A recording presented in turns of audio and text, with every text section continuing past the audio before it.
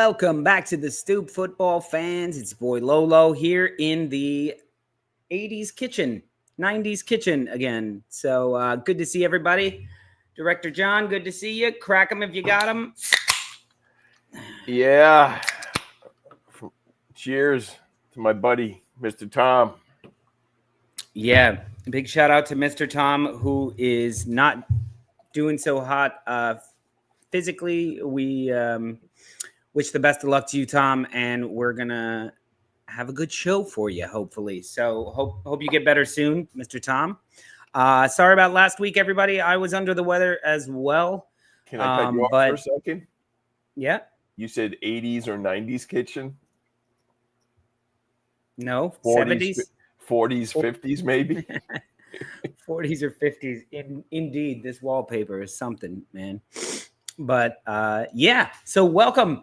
I know we usually do Premier League happy hour, but the Premier League doesn't have much going on these days. I know Wolves played, so we got Mark here, so we'll talk about Wolves a little bit against City. And we are going to be talking a lot about the Champions League. Why? Well, because we're in the middle of the Champions League semifinal. Arsenal played PSG at home and lost 1-0. Some may say we're lucky to only lose 1-0. Some may say we're unlucky to not leave their level or actually winning. I got a lot to say about that. We'll see. But then the game of the week, oh my God, that Barcelona-Inter match. If you all watched that was like incredible goal. Incredible goal. Incredible goal. No way can they come back. No way can they tie. No way can they get another one. Offside by a toe. Henrik Mkhitaryan, ex-Arsenal player there. Insane match. Insane match. And right now, look, we're going into the second leg of these semifinal ties. It's even over at Barca-Inter. PSG are only up by 1 goal against Arsenal. It's anybody's final right now. Any of these 4 teams can make it into the final. And we are going to be discussing all throughout the night why we think, it looks like my grandma's kitchen in the project back in the night. Exactly. And you know what? She probably hadn't changed it since the 50s.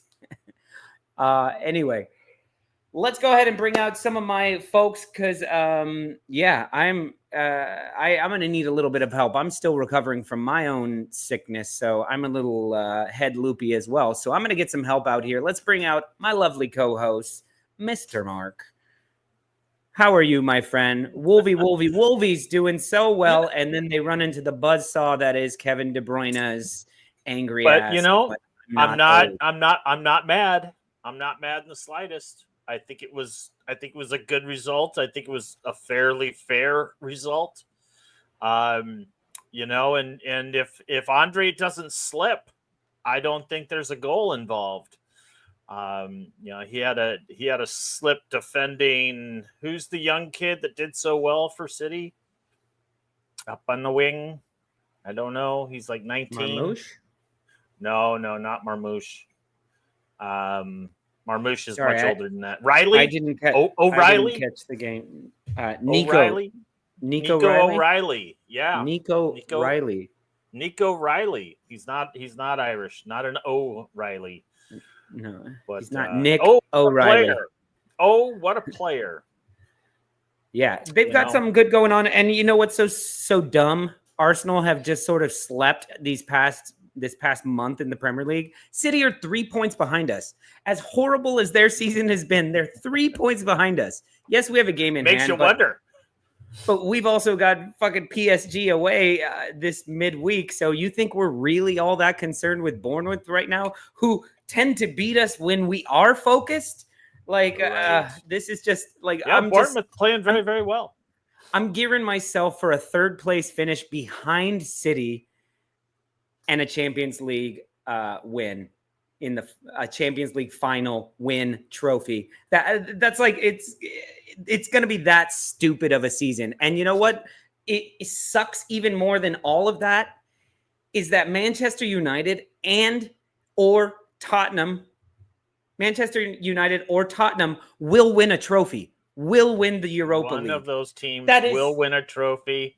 Insane. And if you said at the beginning of the season that one of those two teams would have a trophy and Arsenal would not, I would say you were absolutely crazy. But that is where we're at. I mean, look at where they are. They're not even on the first page. They're 14th and 16th. And they're going to have and they could end the season with technically a better season than Arsenal. And it's just fucking football, man. Is it a better season than Arsenal? A European trophy? Yeah. Yeah, I suppose. If Arsenal don't even get to the finals. So when West Ham was nearly relegated 2 years ago, that was a better season than Arsenal because they won Europe. They won the Europa League, didn't they? 2 years ago. Did Arsenal win the league? No.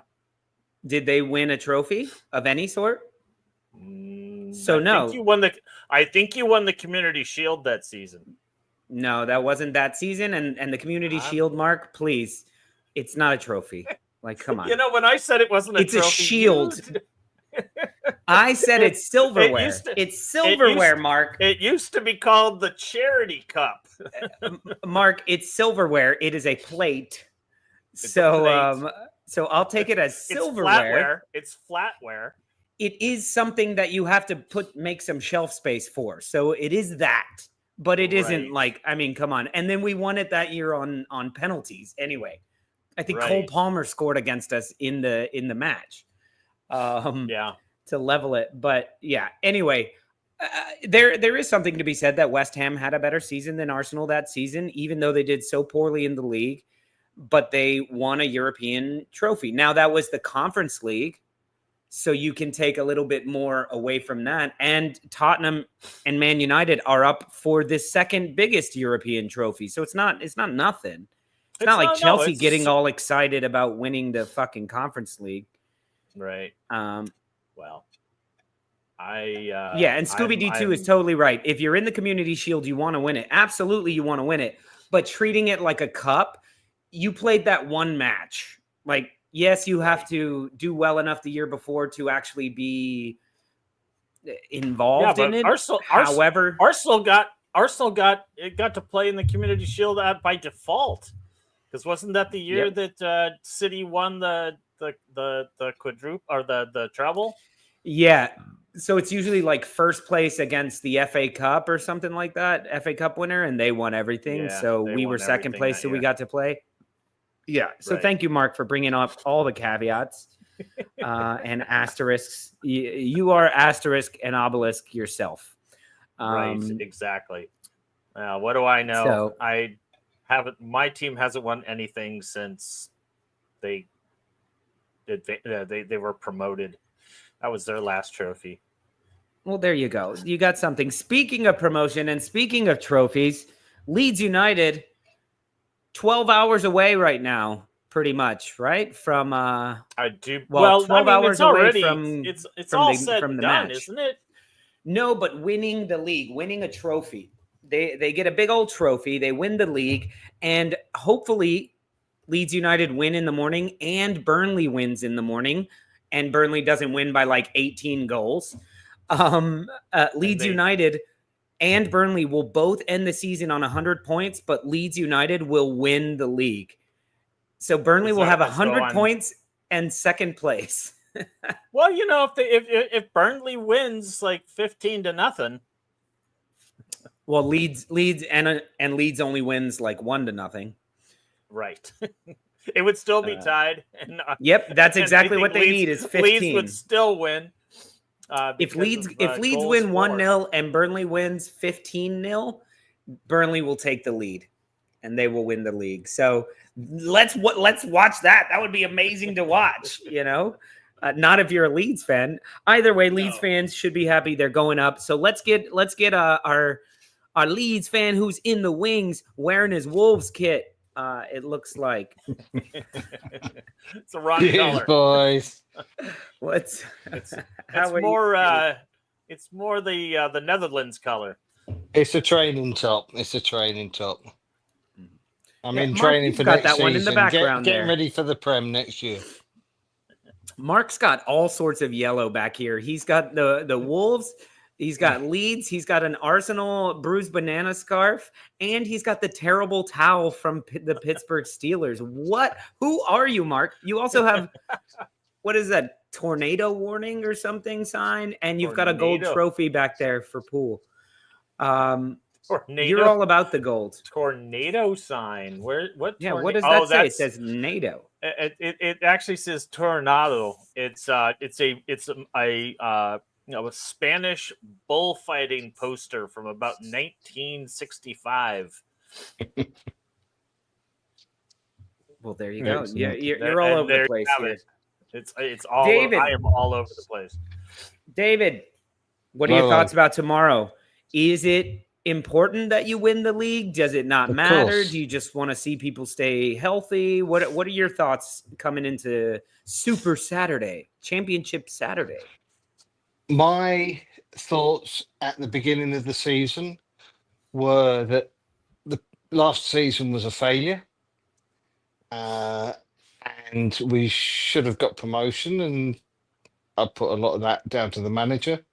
This year we've performed better. The manager has performed better. And my goal at the beginning of the season was that we go up as champions.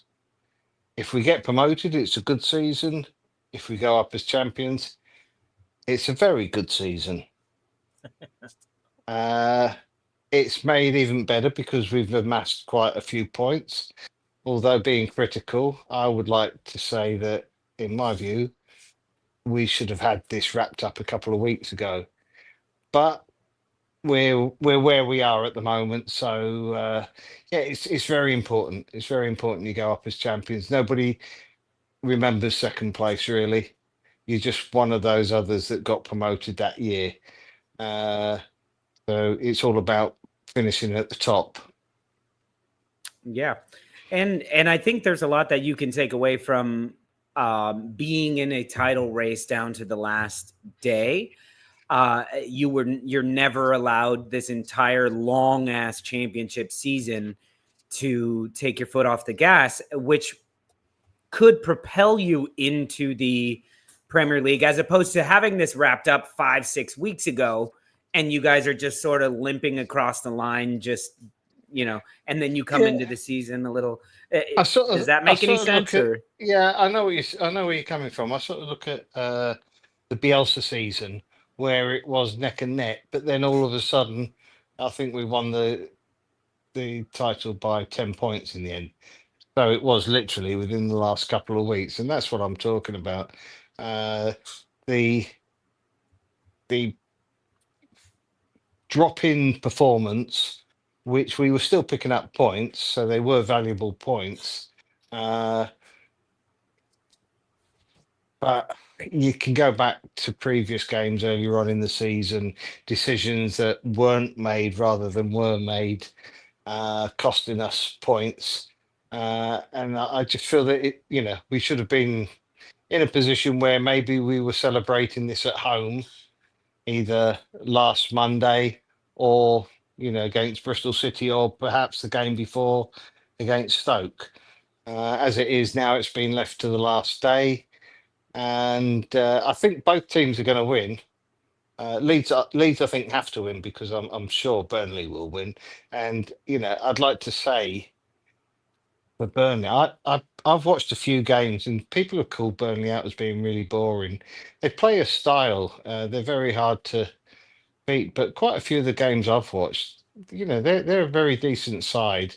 Perhaps if they had a good goal scorer up front, they would have scored a few more goals. But if you finish second on 100 points, it's not too shabby, right? So I agree with that. There's no shame in it. That's for sure. I'm just looking at the upcoming matches. It looks like what is it? It's going to be the one to watch. Really, is it Sheffield United, and who do they get? Sheffield United. It's not important. They're in the playoffs. Right, but I'm saying, but Blackburn is not. Yeah, I mean, Yeah, it's Blackburn really more. 8th. I mean, so Blackburn wins. I mean, that does a lot for them. That might be the game to watch. Yeah, if you want to watch shit football, quite frankly, yeah.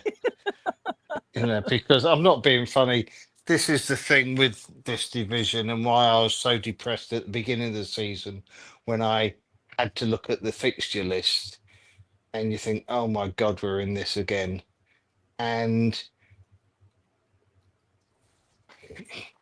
I don't want to take away from how well we played against Bristol City because we played really well. But people saying, yeah, but they were in fifth or sixth position and we took them apart. Yeah, but the rest of the league is pretty shocking.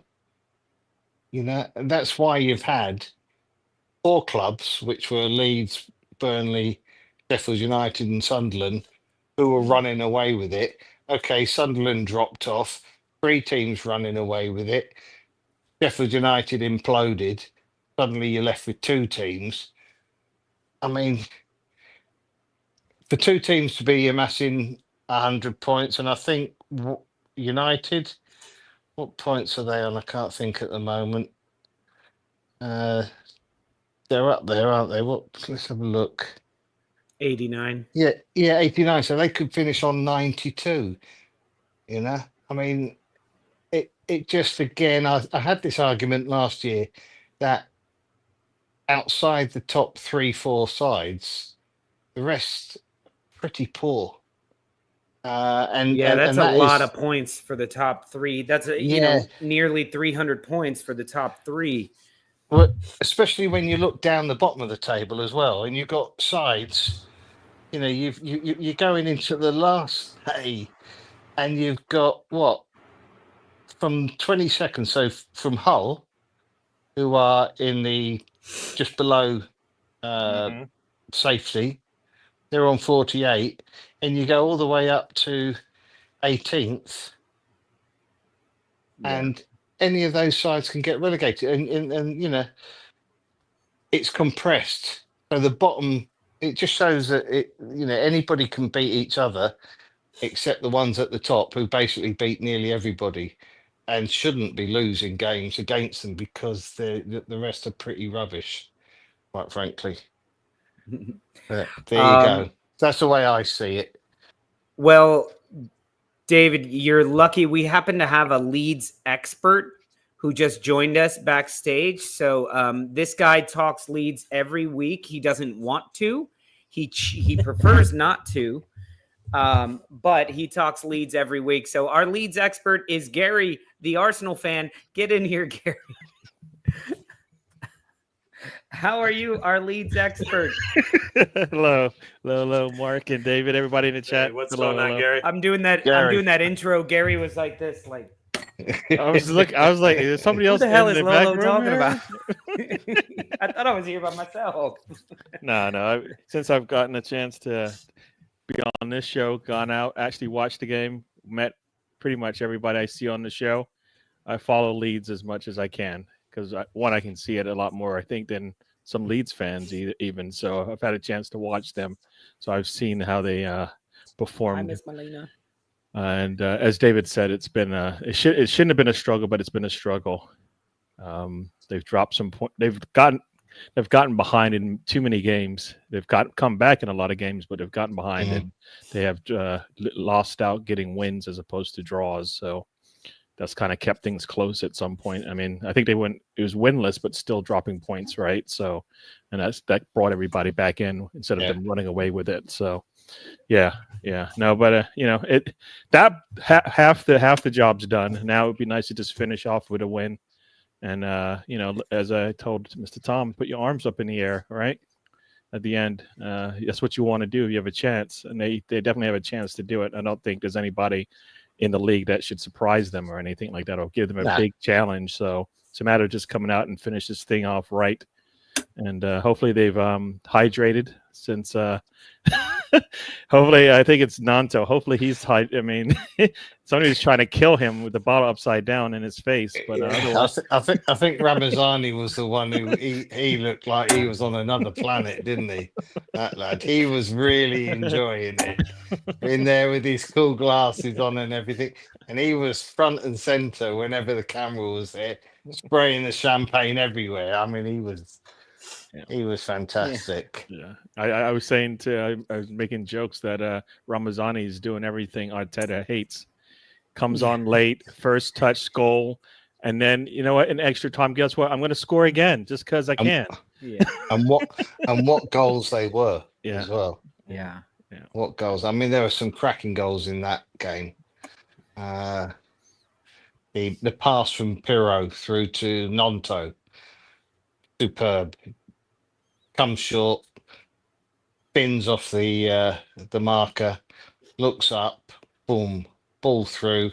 Nonto, one touch into the corner, and of course then almost a copycat, but a little bit deeper. Gruev picks the pass up, looks up, sees the run coming from Ramazani wide on the right, who's going to cut across through to the middle, and he puts it pinpoint. He catches it? I think he caught it on his right foot and hit it with his left foot. I mean, it doesn't get much better. And of course, he does the gymnastic flick flack and everything, which I think was actually a really good way to finish off the season at home.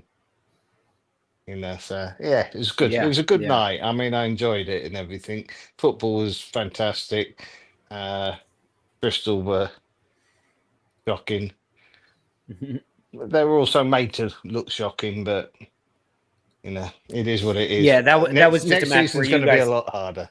Yeah, you know, you guys were enjoy just the on moment. it. You guys were just on it that match. You guys were so up for it and having fun, playing fun football. This is what annoys me, Lolo, is that at times in the season, earlier on in the season, we were playing that football. And we'd only play it for 30 minutes, 40 minutes. And then maybe we become a bit disjointed, something like that. And a lot of the times, Farker would revert to a risk-adverse sort of strategy. And to be honest, to watch the football, I mean, a lot of fans are raving about the season being great. It hasn't been a great season. At times, it was really frustrating. And at times very boring, and then we'd have maybe 10 minutes excitement near the end, as Gary says. We'd get that goal back, you know, to either level the game, or we'd come back and we'd win the game in the last 10 minutes, which shows we're a very good side and better than the rest. But my thing is, with that squad, we should have been playing champagne football a lot more often during the season. Yeah, so it's going to be important to hang on to some of these guys and to also replenish the squad with maybe pad it with some additional players as well. But that's a guys, discussion for another day. Yeah. You mean we can't talk about the goalkeeper that you might have to get? Is that we're not allowed to even bring that up yet, or wait till the season? They're gonna have to get somebody. Ramsdale will be available. Oh, there you go. You got Ramsdale. Ramsdale, Johnston. There's a few in there that have been mentioned so far. Well, I wanted to share something. It just always amazes me what Leeds United fans, what it means to be a Leeds United fan. And I got a text this week from Aqualma, good friend of the show, and Bandy's wife. Bandy, our good friend who passed away, who a lot of you guys may know. So she sent me a message asking if I could help her with the wording that they're going to put on his tombstone, on his headstone. And I was like, yeah, no problem. And it's just Leeds United fans. Like she's not even a Leeds United fan. She doesn't really care about football. So she doesn't have to do any of this, but she knows Bandy. And so she sends me something and it says like, in loving memory, wonderful father, son, brother, artist, carpenter. His beloved Leeds United have achieved the Premiership by winning the championship in 2025. He would be so happy and thrilled. May he rest in peace, or something like that. And I was like, you're putting like a specific sports headline for that for the year after he passed away. This is a man that likes to talk. Anybody that will listen to him. Exactly. But I was like, that is so perfect. But I told her, I was like, hey, hold on. There's still one game left to go. You haven't technically won it, so don't put any orders in. Right. And then I said, you need to put in quotations under that. Now spend the money. I maybe it could be on his tombstone. It could just be in quotes. If shit had bones, it would get up and walk. Yeah. She said maybe we shouldn't put quotes from the show on there because it's just an inside joke with some random people all over the world that will probably never see the tombstone. You never know. But I just thought it was like, No, Ben. Oh, Ben. But it's like, here lies Lolo, beloved father, son, whatever. Remember that one time Arsenal almost got to the Champions League final? May he rest in peace. Yeah. I love it. And you know what? That would be fine if we don't make it to the final. Put it on my tombstone. Anyway, Gary, very good to see you. Speaking of Arsenal, is it doom and gloom, Gary? Are we dead in the water? Is there no hope for us in this second leg going to the mighty Parc de France? No. What do you think, Gary? No. The mainstay for us has been our defense, and defense travels. So and it will travel again when we play them on Wednesday, and we'll be a lot better because we'll have Partey, and hopefully he hasn't lost anything between the last time he's played. So no, defensively we should be able to at least manage the game and hopefully see it out with a win. A 2-goal win, I guess we need, right? So yeah. Too clear. Yeah, we don't want to go to penalties. Yeah, that doesn't sound like fun at all. That's 120 minutes of like pain. I don't really want to go through. Right. You don't need to age 15 years in 90 minutes. Or 120 minutes. I want easy. You know, everybody's like, don't you want to like win it in the 90th minute? No. I want this thing done at halftime. If I could help myself, going to halftime, going, all right, let's see, can we keep them from scoring any goals for the rest of the game? That would be nice. So, yeah. No. I mean, it's not doom and gloom. Some people will say it is because you lost, and I think we played bad. They'll say they played bad, but I think we played worse. So you also have to face. You're facing PSG in a good position, being down only one, but then also it's looking as the days go on more and more that Dembele isn't going to be in the squad. I don't think that changes much because we saw he came off, right? They have answers on their bench, and the answers are pretty good as well. So, and they're going to want to go. Those players are going to want to at least help them get to the next round as well. So, as much as Dembele being out is it's good.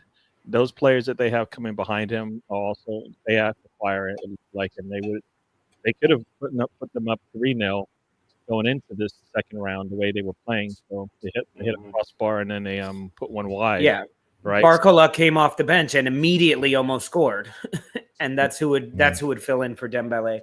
Yeah. I think you can look at Dembele not being there. Okay, that's a little plus maybe, but I've seen Dembele be terrible so often. For Barcelona, he was awful. For a lot of PSG, he's not great. This season, he is having a good season. But even if you look at the game, that one shot that he had was the only time he did anything again that was of note against us that entire game. So, and that one shot was kind of like this scuffed bouncing thing that somehow didn't hit one of 8 people. It's not like it was a brilliant rocket into the upper 90, you know, like it was, he put his foot on it and he put it on target and it went in. Good on him. Just saying, it wasn't, I was more concerned. I would be more pleased about a player not being available if it was Kvaratskhelia, because he's a pain in the ass. Yeah, he was scary. He is a pain in the ass. When you take Timber from what he did against Real Madrid and then go, you know what? I'm not who is it, Rodrigo or whoever he was going against, and and he's like got him basically, 5,000 in 20 minutes is that, that? Nah. He had him definitely, as they say, on toast. He had him spinning and not knowing what to do. I mean, as soon as he got close, all he could do was just grab him, right? It's like grappling. So yeah. So hopefully, he's going to come at him again. So Timber's going to have to be ready. But I think, I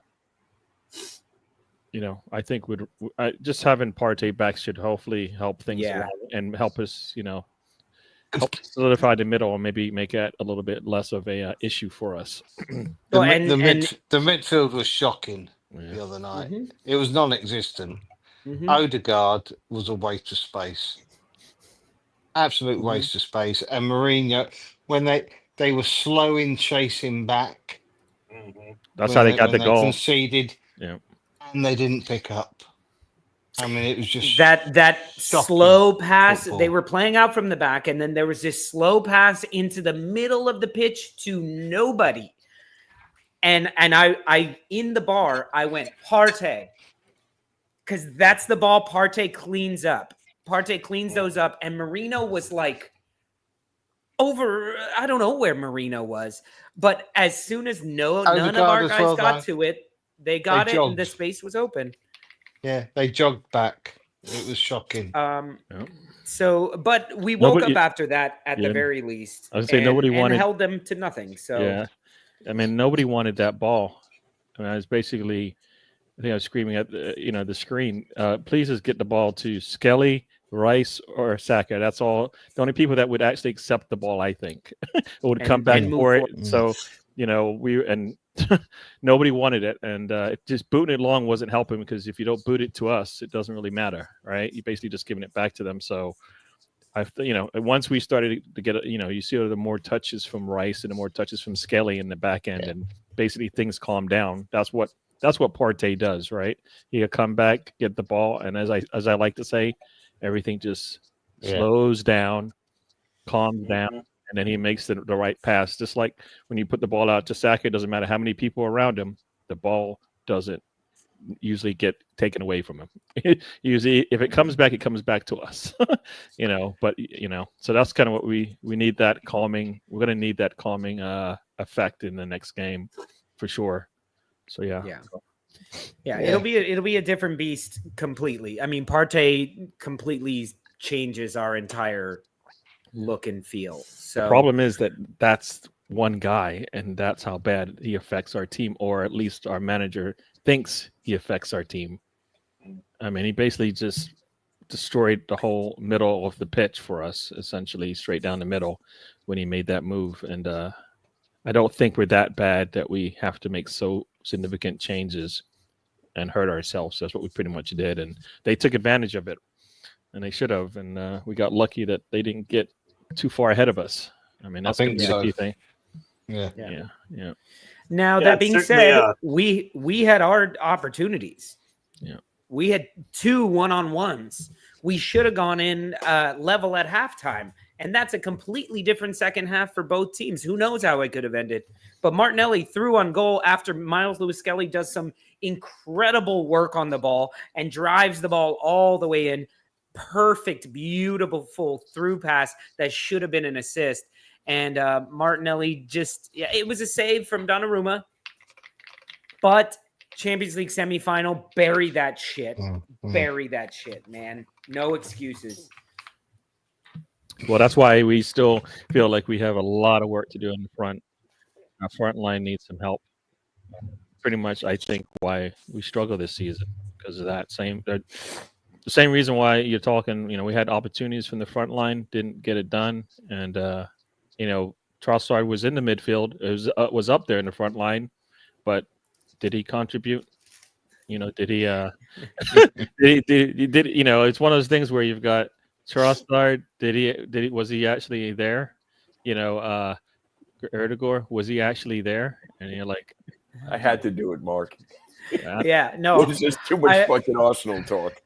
Yeah. Well, you know what? I'm glad. I hate to say it, but I'm glad you didn't bring the carrots out. And and if it's Mark, Oh, now they're coming. Well, out no, now. I know they're coming now, but it's too late. But I already said, I already called for that. That's not. It didn't surprise me. And you know what? That karate man eating a carrot. I don't like him at all. Oh, whoa! Those aren't carrots. Those are not carrots. But Mark, I think you did have something to say, and I cut you off and took over completely. So I would like to hear your thoughts on this. I felt like you were jumping in. That's enough. That is not enough, guys. We have another hour and 30 minutes to fill. Thank you, Mark. You said a lot with whatever you said. I said so much. I have no idea. Vitinha, Mark. Vitinha. Talk about Vitinha. I got nothing to say about that. He wasn't even an ex-Wolf just because he was under contract with us. I don't think he ever played with us. He played maybe. No, he was signed and immediately put out on loan and then just decided he never wanted to come back. Well, you're no fun. I do think that, regardless. See, look, Ryan, of how, the Wolves fan, he did play. I know he played. Okay, here, let's look this up, huh? No, we don't have time for that, Mark. We've only got 90 minutes left. There's plenty. We haven't even gotten to Barcelona Inter yet. All right. That was boring. That was so boring. I fell asleep. Boring. What's the game? But no, I mean, it could, as you Arsenal fans have said, it could be much worse, and I'm pretty much of that mindset, and this is still very doable. It's a little tougher that you got to win it away rather than putting it away like you did against Real, but still doable. You certainly have to play better. And you certainly have to play. You certainly have to. Thrilling analysis from John Madden over here. if you get the ball across the line, you're always going to score. Right. Terrible John Madden. Stick to Sean Connery.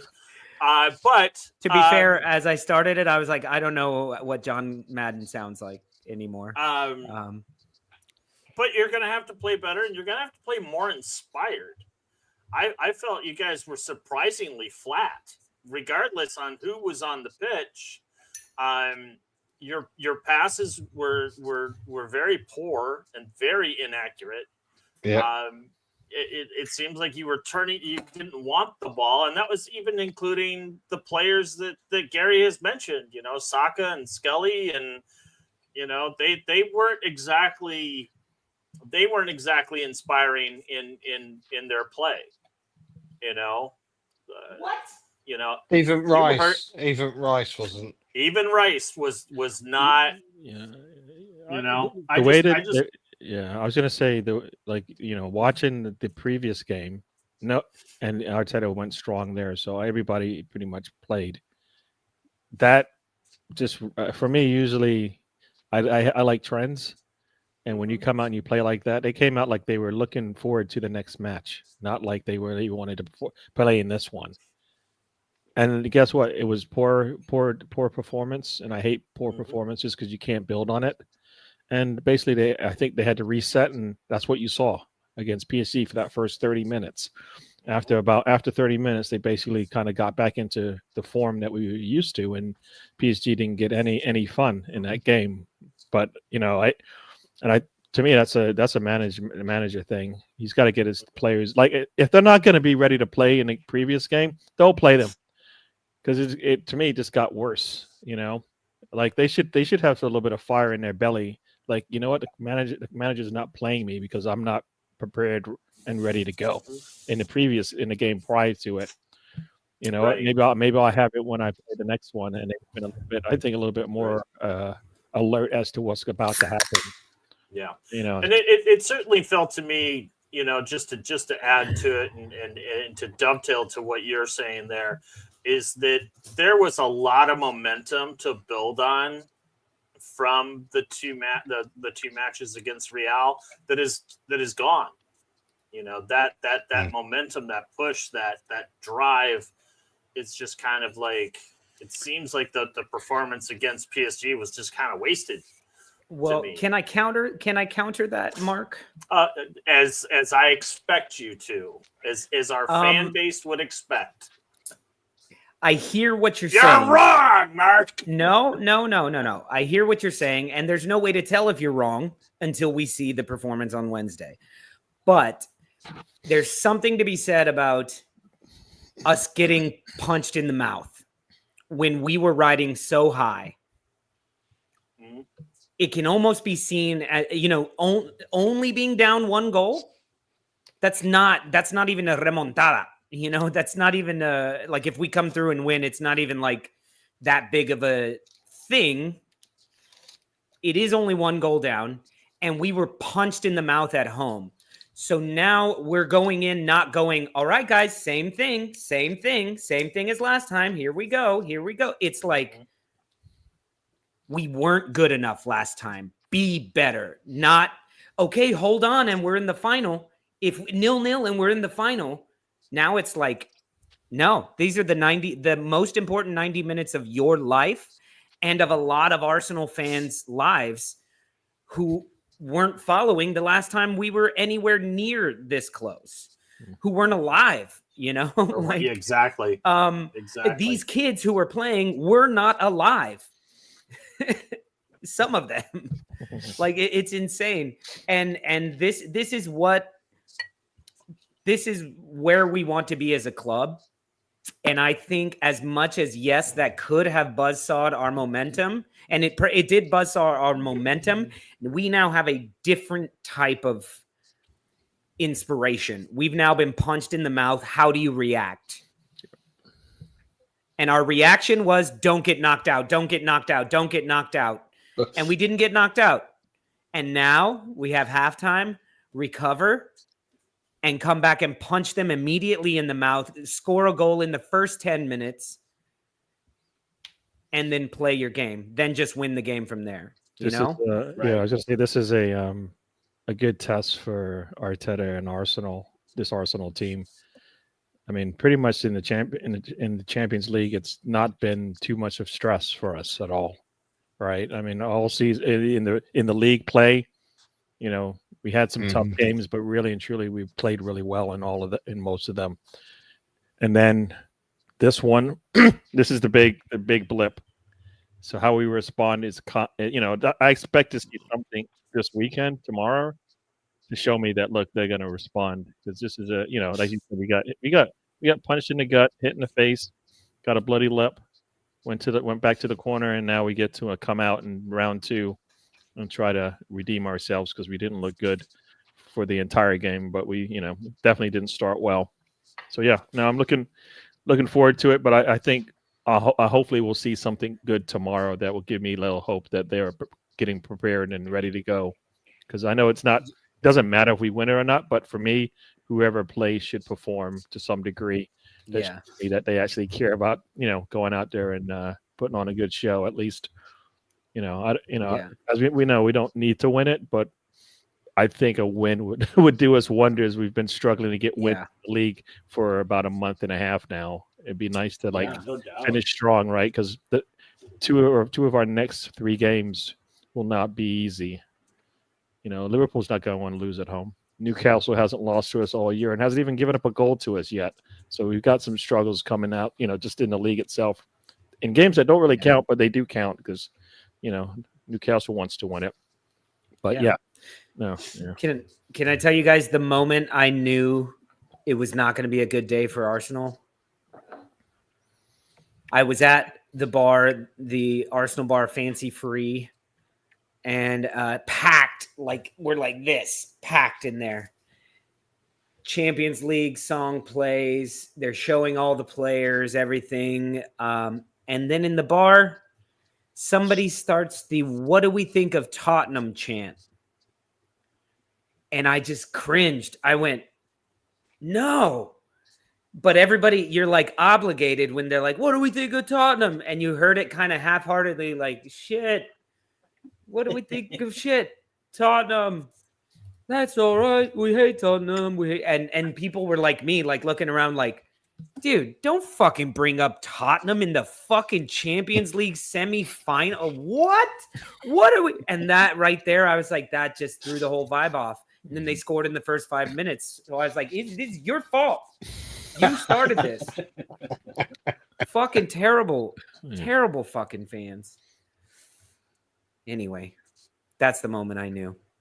Should we talk about the Barcelona match? Barcelona-Inter. What did you think of that, David? Wow, what a game. Yeah, I mean, it just went from... You didn't know which way it was going to go, did you? I mean, No. Inter, I thought, was the better side. But then when Barcelona come back, you think, oh, great, they've got it now, Inter out of it. And then suddenly Inter are back into it. And it's just like, geez, and the goals were terrific. So the goals were terrific, right? Like, yeah. Usually you get one good goal. This was like the first goal was like a behind the back, like a great play, by the way. And then the Lamine Yamal goal, which is going to be on his highlight reel for the rest of his life. Champions League semifinal, to like hold the ball. Nobody can get it from him. Spin around, go towards like 5 people, and then just bink. That's a messy highlight comp. 17 years old. 17 years old. 17 years old. Get out of here. BX, I thought Rafinha's goal was the best, but then I found out that it was not his goal. I was kind of bummed. I was very bummed to find out. It's a great strike, Mark. Turned out to be great strike. Oh my goodness! From like what, 10 yards outside the box. Yeah. Beautiful Struck it really strike, well, but didn't it it? just happened. If you don't hit it, you don't score, do you? Yeah. Somebody strikes it, and then that's that. But I thought I was watching on my phone, so I didn't see the ricochet, or it just went in, the net bulged, and I was like, oh. I was watching it on TV, and to begin with, I thought it had gone in. I was like, how did that happen? I wasn't sure if it hit the bar and gone down or what. But just to make you old guys feel even older, this is Lamine Yamal during the start of COVID. That's crazy. Oh wow. Jeez. This child we're all fawning over, but the kid is just and here's something. There's some similarities that you're seeing between Lamine Yamal, Ethan Nwaneri, Miles Lewis-Skelly, Endrick, these young 17 and 18-year-old kids that are playing with a lot more abandon than they're not timid at all. They hold on to the ball longer than you expect them to, and that's why they're getting away with things, because more experienced players are like, he's holding, he's passing, and they throw the leg up and they just kind of hang on to the ball, take the hit, and then they shoot from freaking anywhere. Are we seeing a new type of football player emerging that's just going to completely change the game again? No, I'll tell you what you're seeing. You're seeing football going back to how it was. That's how football used to be. Players used to play with a bit of freedom, not everything coached out of them. And that's what you're seeing. And the thing is, these young lads, they are so good. Their technical ability these days is fantastic. Their awareness is fantastic. I mean, the whole regime of coming up through the academies, the different age groups and everything, a lot of it has got to do with when you've had the likes of Messi and Ronaldo being figures that they look up to. But yeah, no, that football used to be a little bit like that, maybe a little bit slower. Players got kicked up in the air. Okay, they don't get kicked up in the air these days.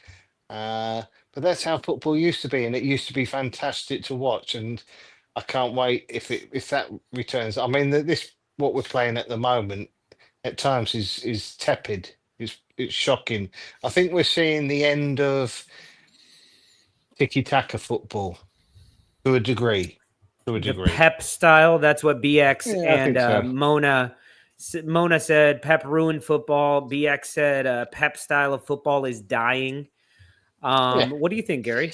It's not easy to replicate those types of things because one, you need to have the money to secure the players that fit that particular style. Nobody has that money, and nobody can just replenish it over and over again. So, yeah, no, I think you're gonna have to get those players that they've got a talent and you can actually tap it. Like you said, Lamal, the way he's playing.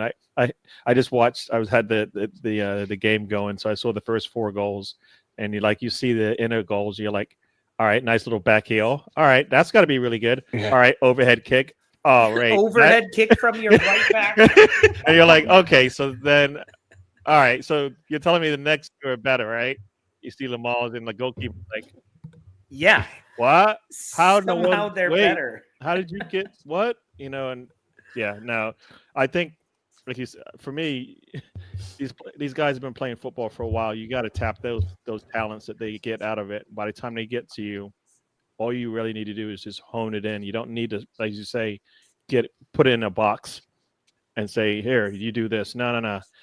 You gave them all those skill sets with all the training that you gave them. Now it's time. Let them react to what the defense isn't going to listen to what your coach said, right? So take what they give you and then do the best with your skills that you got and punish them for it. And that's what we're seeing, right? Just get the ball to these guys and let them play. And we're seeing that. Can I just say on that, Gary, as well? That I mean, looking how Arsenal played in the games against Madrid and how they normally play, they're very, very strong defensively. I do fancy that if Arsenal got through, that they would have a good chance against either Barcelona or Inter, because Barcelona and Inter, they just attack. To be honest, their defending was shocking. You know, they didn't help themselves.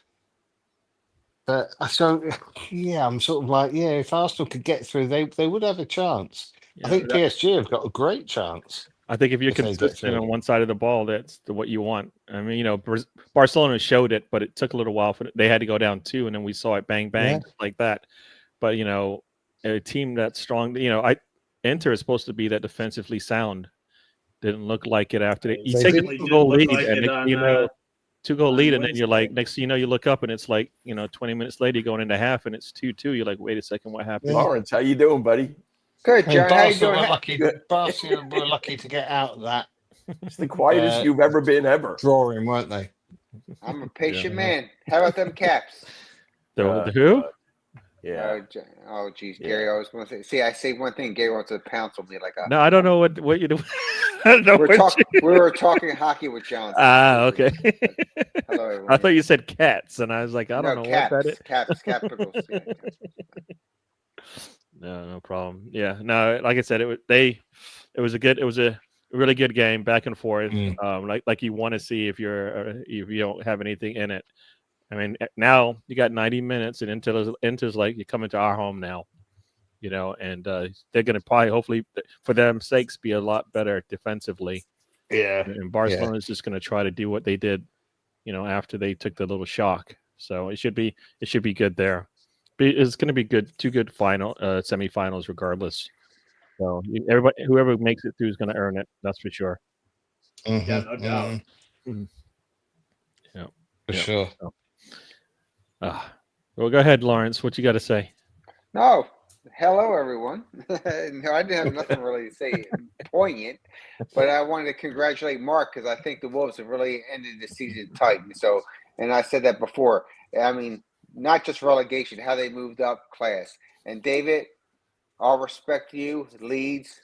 Congratulations moving up to the league. Like I told you before, I gave you shit, but I always did like Leeds to see them move up. So that's good to go. So everything's moving up.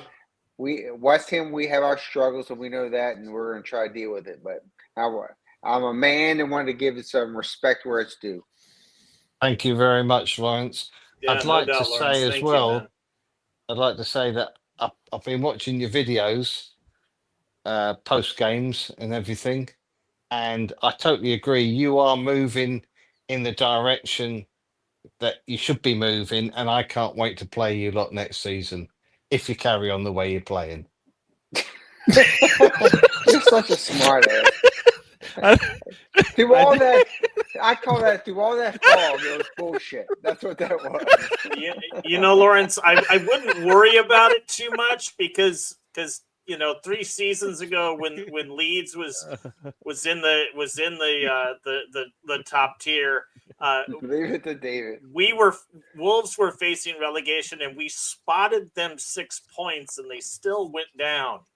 So you just keep reminding him of those things. Well, I put in the chat, if you guys noticed it, the Championship League, and David, I agree, it's been pretty poor when it comes to like the top couple of teams that are decent, and the rest of them are like just not in any comparison.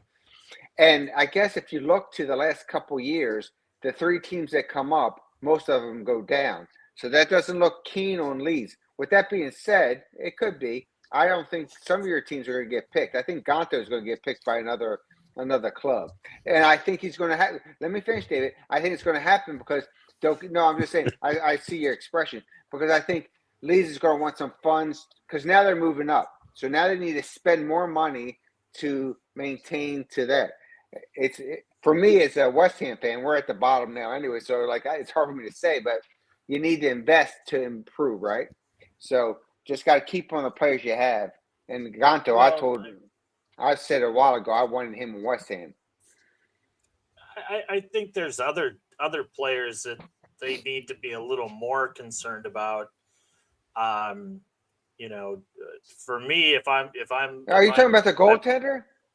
I'm not talking about the goaltender. I know what they need to do. They're getting a new keeper. Who is it? Darlow. Darlow is not the Premier League quality as far as I'm concerned. No, he's an average keeper. And it'll be interesting to see who they go after. I've got a keeper in mind, but it just depends on. It depends on whether or not he feels the need to move on and whether or not he can't wait for playing time. But for me, I think it's more about what is it? The left wing. You've got both Sam Byram and Junior Firpo are both out of contract. So and then also on the wing. On the right wing, I think it is with are you gonna try and keep Solomon? And if you can't keep Solomon, are you gonna bring Jack Harrison back? No. Or you just no. Jack Harrison's doing pretty good with a chance in Everton. hell. Not a chance in hell. Even with that spot open. He don't want to come back. I wouldn't either. No offense. He would get vilified if he came back. Trust me. Yeah, but why vilified when he was sent out on loan? It's not like he said loan me to these guys. No. He wasn't sent out on loan. He decided to go out on loan because of the contract. And then, of course, there was the shit with it. There was a shit with what his mother said, and there was a few other things that said. I mean, listen. If I look back at the Bielsa days, he did what he needed to do for Leeds. He was a good servant then, but he's gone over the bridge now. You don't come back the other side now. He's gone. He'll end up, I think, either at Everton. He'll stay because he got quite a few games with Moisey at the end of the season, and I thought he was playing quite well. I saw a few of the games, or he's going to be in talks about going over to the MLS. Oh, really? Where he played before, so I can see that maybe happening. As far as Firpo goes, I think he'll get offered another contract. There was a tweet or something the other day by Ramazani, basically to Firpo saying, sign the thing. So it sounds like he's been offered. Byram, I think, has played his last game. Well, he'll be playing tomorrow by the sounds of it because Firpo's injured, but I think that'll be his last game for Leeds. Tomorrow should be Solomon, you should kill tomorrow, right? Solomon, I think they want to sign, and it'd be a good signing. Yeah, I agree. On the other side, we've got Bogle, we've got Schmidt, so we need another left back, to be honest. We've got the wingers. I don't think that's a problem. We need centre halves, we need midfielders, and we need somebody up front. And most importantly, a goalkeeper. So there's going to be a load. I can't wait for the off season. It's going to be so exciting this year. I think 49ers are going to throw a lot of money at it. They've already unveiled the what the ground's going to be renovated, how it's going to be renovated, and everything, which looks great. It's exciting times. Yeah, actually, very different to the last time we went up. Yesterday, Mark and I were working, and we were doing this event, and I'm talking to a buddy of mine who's from Leeds, who works with us, and we say Leeds United, whatever. And one of the guys who's about to go on stage and talk goes, "Ellen Road, we're doing that." And I was like, "What?" He's like, "Yeah, we're financing the Ellen Road expansion. Yeah, we're working on that. We're working on." He starts naming all these other teams. He works for like Goldman Sachs. And I was like, "Oh, all right." And he's like, "Yeah, we work with the 49ers." And but he knew his stuff. He's like, "Do you think Leeds will spend some money? You think they're going to spend some money to try and stay up? Or what do you think? They're going to bounce right back down? They're going to start yo-yoing?" I was like, this guy actually... interesting. Yeah, that's a good conversation. Yeah. Yeah, it's very interesting.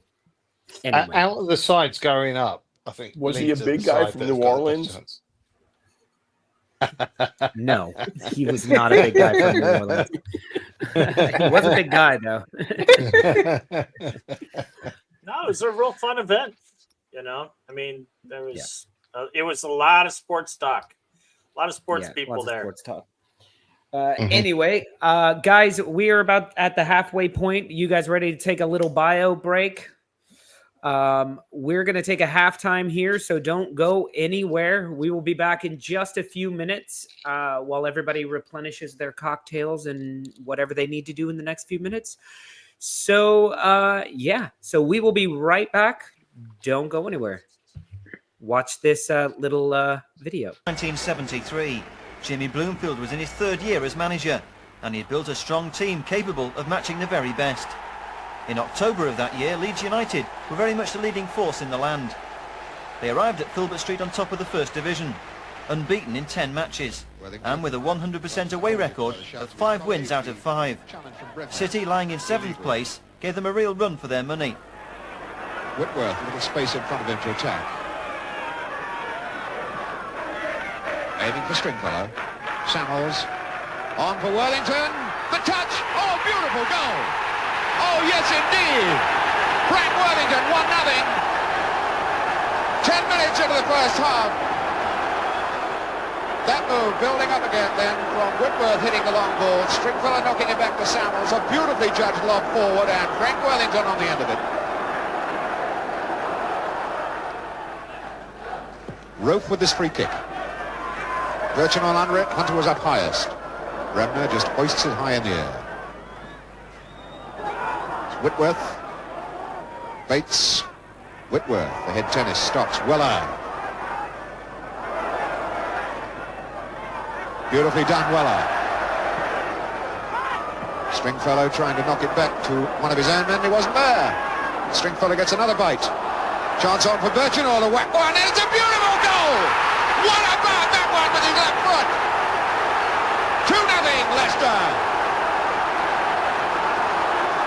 And he's mobbed by that Leicester team, and how he deserves it. That one goes into the book as a qualifier for the goal of the season. Alan Birchin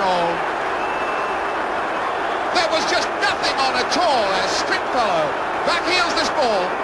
But the dipping, swerving shot that came in left Harvey absolutely stranded and speechless. 2-0. Hunter for Madeley. Searching for Clark. Bates, early for Giles. Lorimer under this. It's a good ball, Jones! Yes, indeed. Mick Jones pulls one back. So now it's 2-1. Just wondering whether Peter Lorimer might just have got a touch with his hand as that ball came over Rope's head. But the ball he knocked in then for Mick Jones made scoring more or less a formality, even against a goalkeeper as good as Shilton. Dennis Rope is a very talented fullback. Won himself an under-23 cap last summer. Queen out as far as Samuels. That's a beautiful shot, a fabulous save. John Samuels really getting that one the hammer. Glover getting it back for Rope, and that's only as far as Bremner.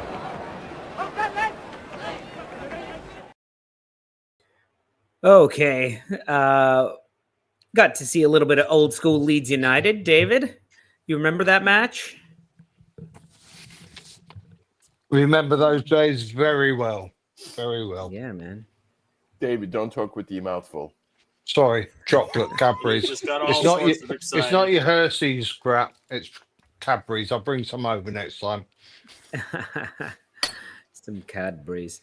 Okay, so guys, I want to get your real predictions. Who do you think is going to be in the Champions League finals? Knowing what we know now, we're halfway there. Who are you predicting for both matches to advance? Who wants to go first? I'll go first because I'll be brief. I think in my briefs, I do think I think PSG is going to take care of things because I think it's going to be very, very hard to for Arsenal to beat them with that crowd. They're certainly capable. I just don't think they'll get it done. I think it will be a nail biter all the way through, and it could very easily go 0-0. I think Barcelona sneaks past Inter. I think I have thought about Barcelona getting to the finals for about 2 or 3 rounds now. I think they're the better side. And certainly the performance that they put forth against Inter in the first round. I don't know. Is Barcelona playing at home for the second leg? Or is that going to be in Milan? Is it Milan? No, that's in Milan. It is in Milan. Uh-huh. I still think Barcelona pulls this out. So I think it's going to be PSG and Barcelona for the final. All right. David? I will go for a PSG. I think they will be too strong for Arsenal. I'd love Arsenal to do it, but I just think they've left themselves a bit much. If they'd gone in level, but to score 2 goals without them scoring, I think might be a tall order. So yeah, I think they're a good side. They're a much different side to when you played them earlier on in this tournament. In the other game, I think Inter will put up a good defensive display, and so difficult because it really depends if Lamau and Rafinha get a little bit of space. If they get space, they can exploit it and maybe nick a goal, but I just can't see that happening. I can't see the Italians letting Barca come into their backyard and win. The final I'd love is Arsenal against Barca, but I feel it might be a PSG against Inter. Wow. Yeah, it's crazy to think Inter are going in level. They gave up 3 goals. Inter hadn't given up. I think they'd given up like 5 the entire Champions League. But they're level. It sucks for away goals that away goals don't count anymore because they'd be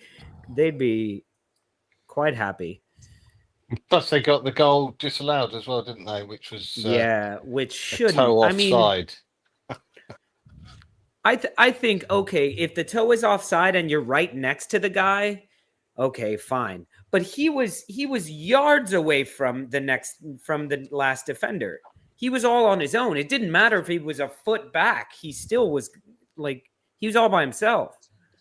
Anyway, all right, Gary or Lawrence?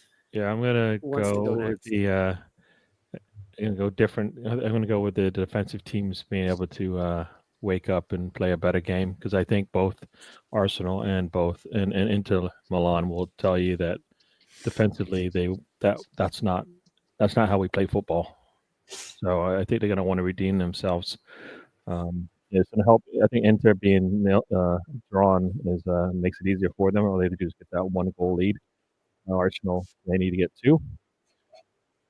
They need when score, get a 2 goal lead, but I think defense will have to hold up, and I'm not going to go against my team all the year. The defense has always been there, and they've always shown up for us.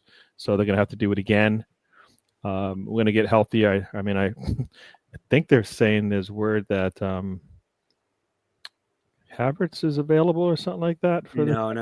Havertz may be available for the last couple games for the of the final. season. Is that what it was? Oh, for the final, maybe. And okay, if we get into the the final, all right, possibly. Yeah. But I know Calafiori is supposed to be Champions League final. Yeah, I know Calafiori is supposed to. It would be maybe ready for the second leg. I know White's getting healthier, so defensively, I know we're getting a little bit stronger there. So we're going to have to tap each one of them guys and utilize them to probably see this thing out. So yeah, I'm expecting our defense to be a lot better than it was before, and if that's the case, then maybe we get a similar kind of result as we did when we played Real Madrid and surprised everyone with goals from places we didn't expect, because that's what we're going to need. I don't, that's why PSG is favored, because we don't know where our goals are going to come from. They could be free kicks, they could be corners. I mean, open play doesn't seem to be the key thing sometimes, and we need to get better at that. But hopefully Saka gets he had a bad day, and in terms of maybe a lot more. I think that's just probably par for the course in terms of where he is. So yeah, now I'm going with the 2 defensive teams going in, Arsenal into. That's me. And real quick, what's the aggregate right now with the Arsenal and PSG? I think they got 1+, right? So that's what he has 1. Yeah. So, and I'm kind of on David's bandwagon, but I hate to say that, but I just cannot see that Arsenal's not able to score enough goals, and I see PSG probably putting in 2. So I just really see PSG taking that, and then Inter Milan, Barcelona. I've followed it slightly. I'm going to go with Barcelona with that victory.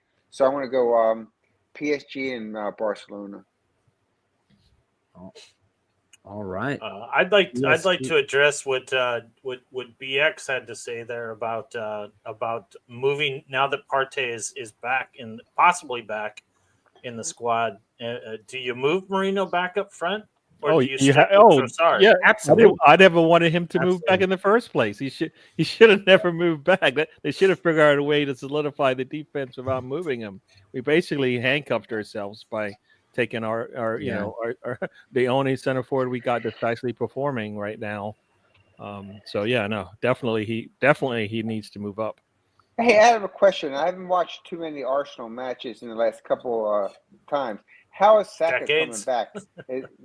How is Saka coming back and progressing into it after the injury? What are you seeing?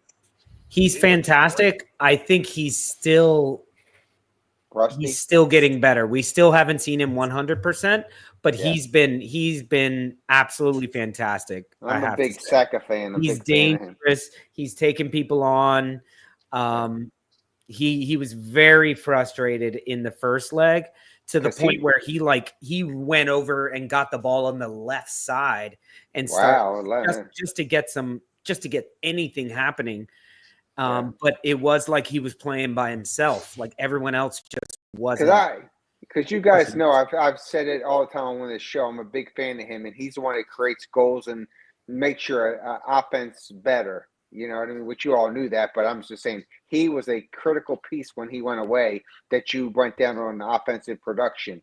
And when he comes back, he makes a difference. He may not score it, but he creates. You know, like a good point guard, I say, in basketball.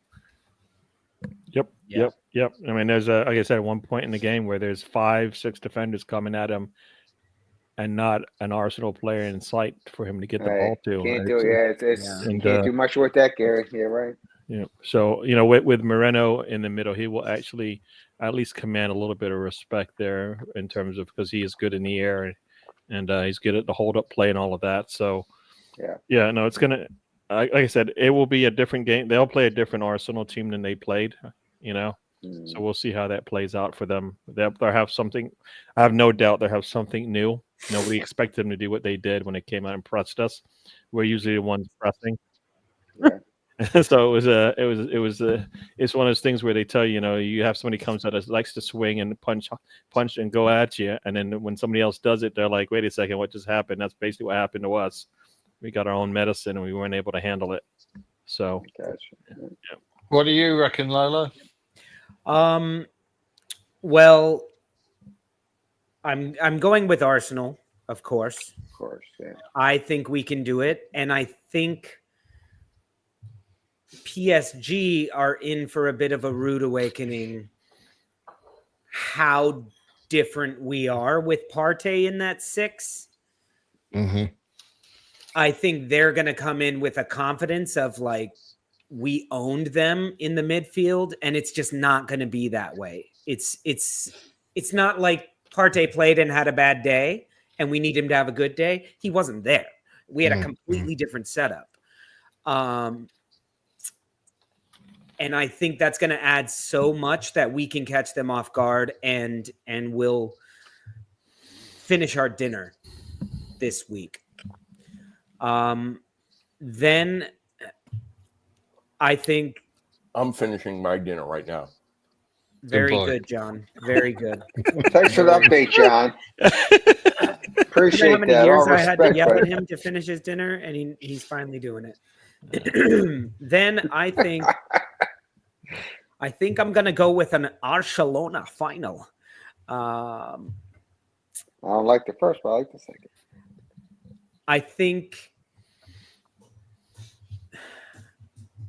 I think we saw Inter playing some of their best football, attacking wise, and they still went away tied. Because when Barcelona turns it on this season, I've watched them a fair amount this season, and when they turn it on, man,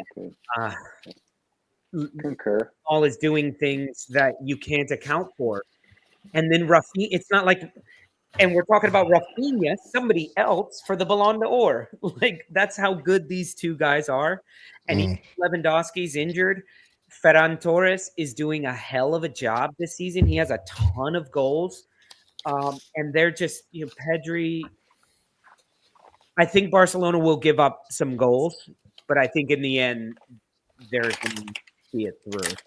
So, an Barcelona final. I like that. PSG, though. PSG, man, you can have them all you want. No, I know. I'm just. Yeah. I think they're going to come in with the cockiness. My biggest thing with Lolo or your squad is they got to score goals. And, now with Saka's coming there, but offensively, you guys have not put up big numbers when it comes offensively. Against PSG, they're going to they're going to score. So that's probably the challenge I see.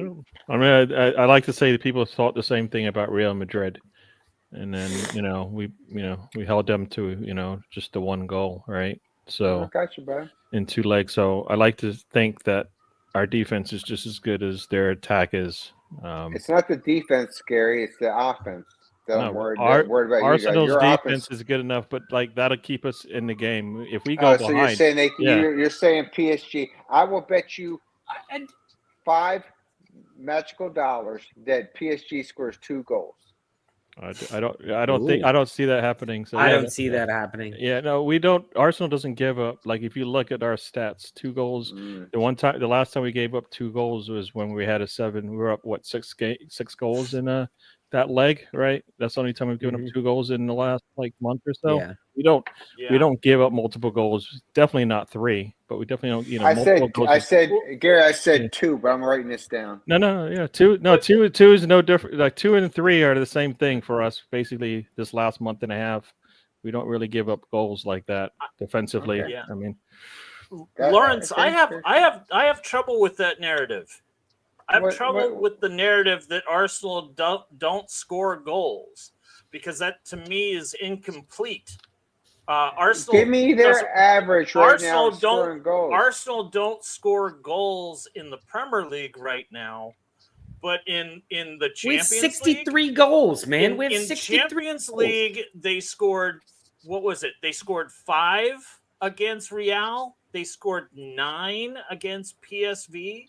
Okay, that's a fair shot. They definitely scored. They definitely scored goals in the Champions League. Mark, settle your goddamn Wolves ass down. In the Champions League, we're averaging 2 goals a game. That's not nothing. Right. I'm proud because I ignore Arsenal doing anything else but then Prem. But anyway, you're probably correct. During the Prem, what's their average? They have not scored many goals since. So that's we have 63 goals in. What is this? 34 matches, 63 in 34, nearly 2 goals a game, just under 2 goals a game. That's an average prior to Saka going out. After that, you guys, and I'm not trying to fight with anybody, but in the last couple of months, you guys have scored very low goals in Premier. I know it's not, Ryan. I know it's not that impressive for a top team, but it's not nothing. It's not like and I appreciate we Mark, played 34 goals. Hey Lolo, I appreciate that you brought Mark as your little bitch dog coming attacking me. After wow, old man just went crazy. Old man just he got off the front lawn and went starts bringing at the kids. You know when Lawrence comes Arsenal in, has scored up, baby. They've scored 12 or 13 goals. Guys, come on. In Lawrence's defense, he has been at the bottom of the division so long, he's just concerned about what's going on down there. He hasn't seen what's going on up there. Cut some slack for him. I'm not going to lie, guys. I love talking this shit to you guys. This is fun. But no, I'm just saying that Arsenal in the Prem, I guess, because that's what I watch. I don't go to some of the other ones. They have reduced their goal scoring 62. After. Yeah. So you cannot. I mean, it's just facts. I think they really exploded when did Saka go out? When that was probably it was like November, February. Was it February? I thought it was earlier than that. I thought he got injured in February because Arsenal was on fire. When he was in there, you were scoring goals like it was like stealing bread. We're still struggling. When they got Odegaard back. But then after that, you guys were just puttering along, maybe winning, tying, and all that. And it's hard to say because you guys are a premier. I respect Arsenal. Awesome team. I'm so glad that we gave you Rice and stuff like that. But you weren't a Liverpool. Yo, hold up a second. Gave us Rice. I feel like we paid a little bit of money for that. There was a little change. Not like all that. And look what you did with that money. Rice for you. Basically, tempting fate with the relegation zone. What the hell? We're not perfect. We're not perfect, and we're trying to. And the fair shout, Gary. You're right. And I take the criticism, but we're surviving. And we have to rebound. We need to start figuring out what we're doing.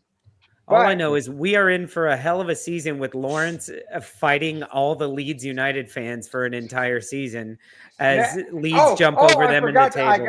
I forgot to say, starting now. Hey, David, first of all, I want to congratulate you. You're not in the junior league anymore. Now you are promoted as a rookie team. So your next season, you are the rookie team going against everybody else. He's gonna bring up heritage to you, and then you're gonna go, "What does that mean?" No, I just love it. I love David. David, I give you stick because I respect you, buddy. I'm just because I like to do this. I respect a man who follows a team that's won a European tin pot. Yeah. As you may, we get the trophy. I think a lot of teams would be loving having that tin pot in their trophy case. Thank you, Mark. Finally, you're defending me. Jesus Christ, Just saying. Yeah. When was the last European trophy Arsenal won? Oh, okay. That's what you on this thing? saying. Why all these haters from the teams that are winning, Lawrence, winning nothing, I can flip that talking switch, to us? You can't talk to us. You can't talk to us. It's about time. You really can't talk to us. Mark. It took a minute, but I'm glad. Just saying. Yeah. It was a while ago, Mark. Yeah. A long time ago. I think I was driving a BMX at the time. Oh, I like BMX. The bicycle, I'm thinking. Yep. Riding my BMX through the deserts of Texas, West Texas, not knowing what football was. Where I'm heading. Looking for love in all the wrong places. Yeah. Back when you were a kid and you'd say, all right, Mom, I'm leaving. Where the hell are you going? To the desert. To do what? Dig holes. All right. Exactly. And that was the conversation. And then I came back like 8 hours later. Come back when it's Our dark. parents, back then, our parents didn't even care if we ate. No, they didn't. She didn't ask. You gotta be home for dinner? No. Okay. Someone It's like the cliche. Where you get your water from, a spigot somewhere. Yeah. Yeah, from somebody's hose. Yeah, exactly. Yeah. We would go out to the desert and dig holes and build BMX ramps. Oh yeah, jump them. Yeah, I like that. but yeah, I'm giving skip to all you guys. It's all in trying to spin you up.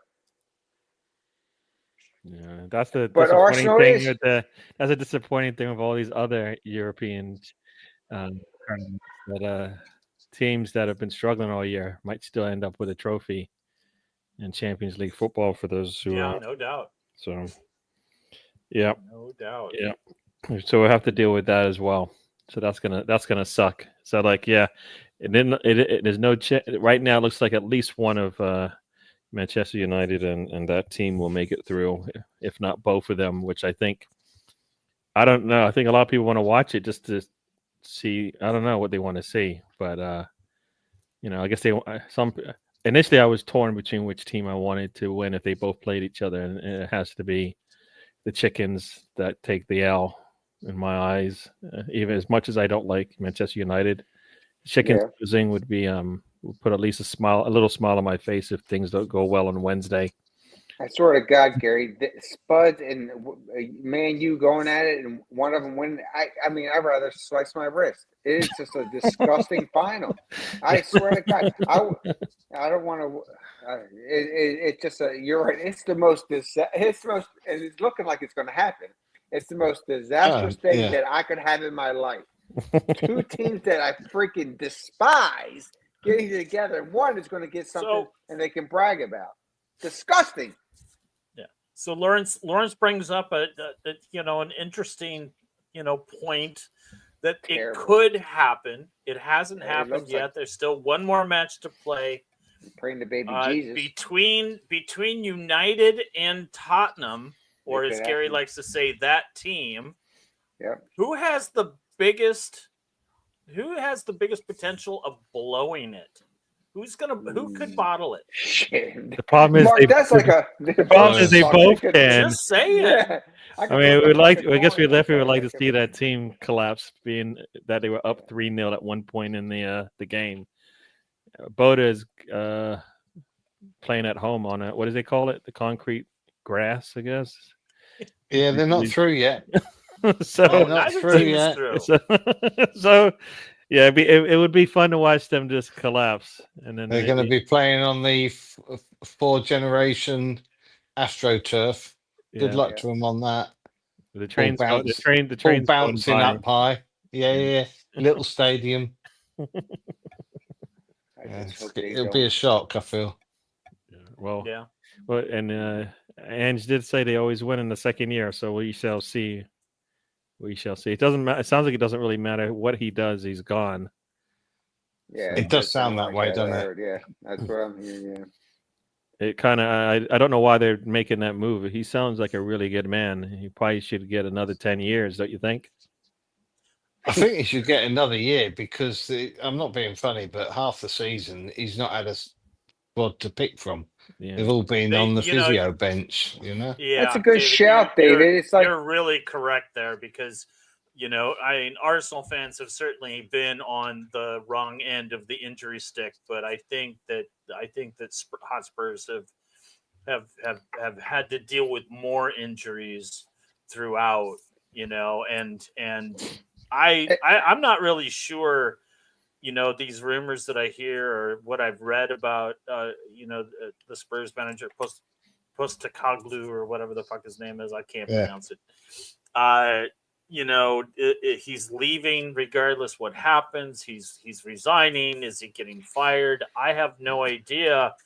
I posted on one of the social media sites, would Leeds take him? Would Leeds take Ange? If he became available. I mean, if we're talking that Fark is going to get fired at the end of the season because he's not Premier League quality, and he's not, I do believe that Fark should get an opportunity because he has done pretty well with Leeds in the Champions League, but he's proven in the past he's not Premier League quality. Would you take Ange as a replacement? I don't know that the style of football that he plays would be the right style of football for a team just promoted up from the Championship. Fair. And David, I think it's almost like revisiting Bielsa. If it was Bielsa coming back, I'd take him. If he was funded the players. But Ange... But David brings up he said it earlier, and I wanted to speak on that.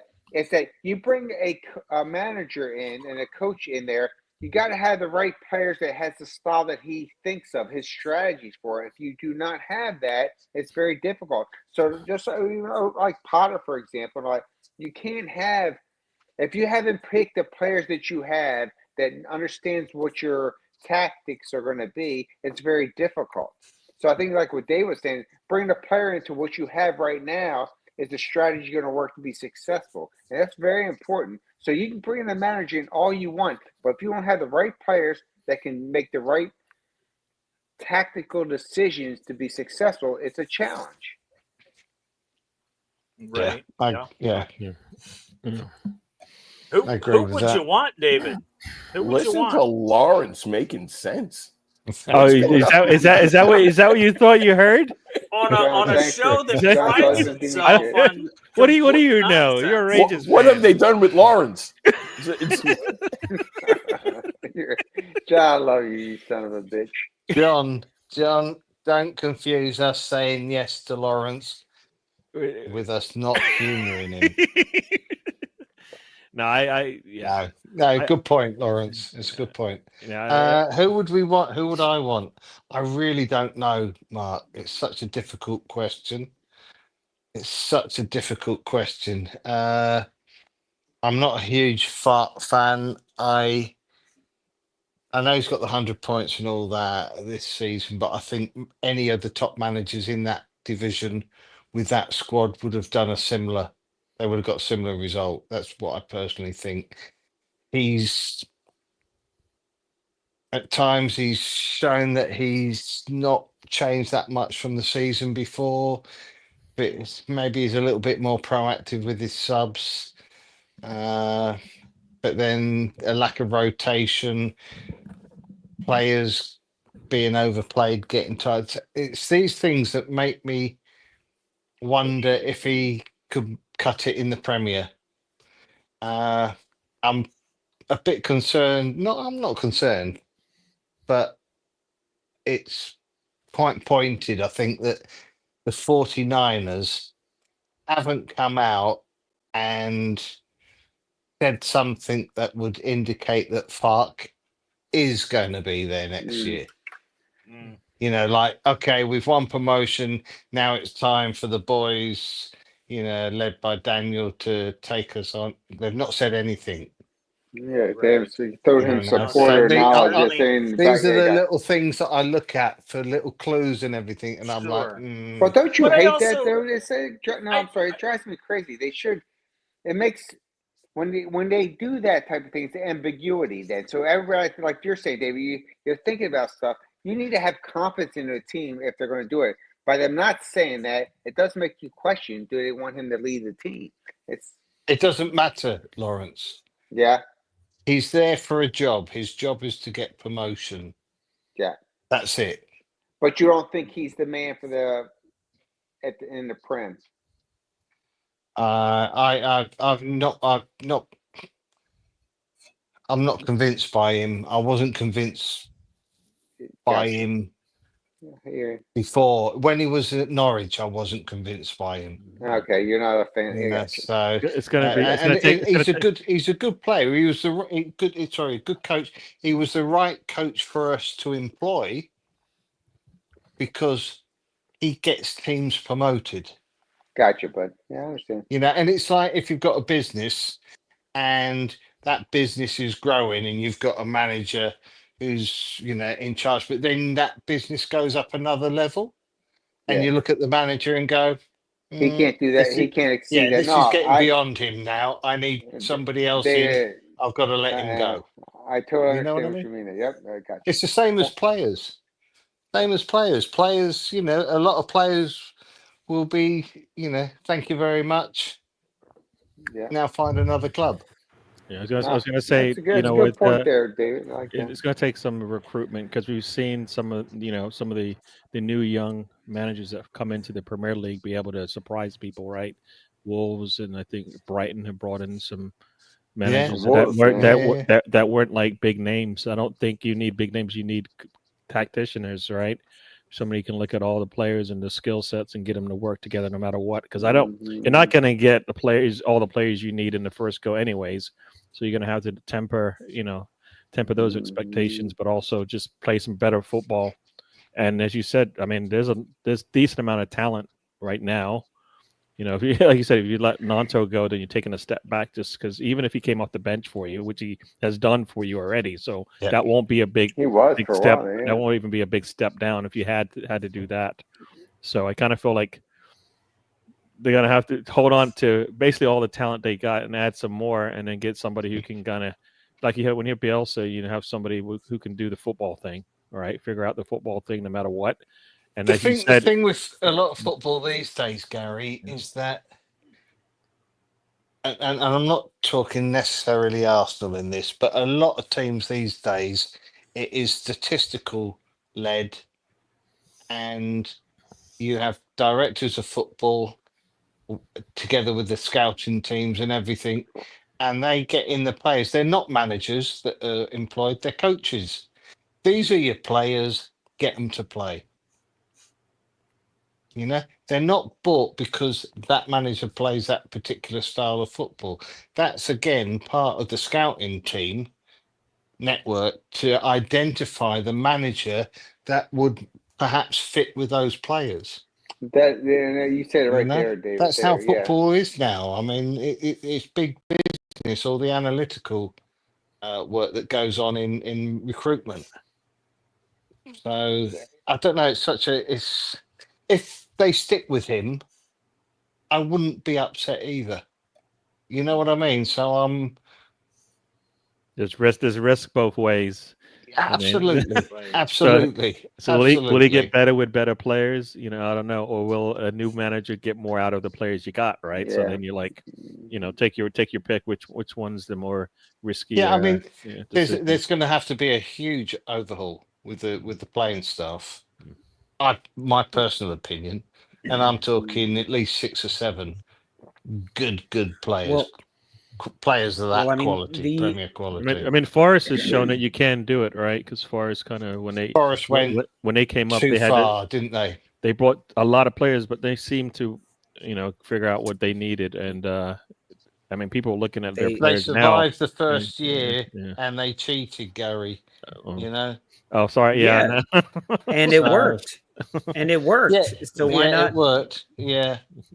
But it'll be Leeds go and do the same thing, and then they'll get hit with a bigger points deduction or something like that. You know, I think that's something that the leagues are going to come down a little bit harder on now because of things that have been going on, and of course we're still waiting for the City.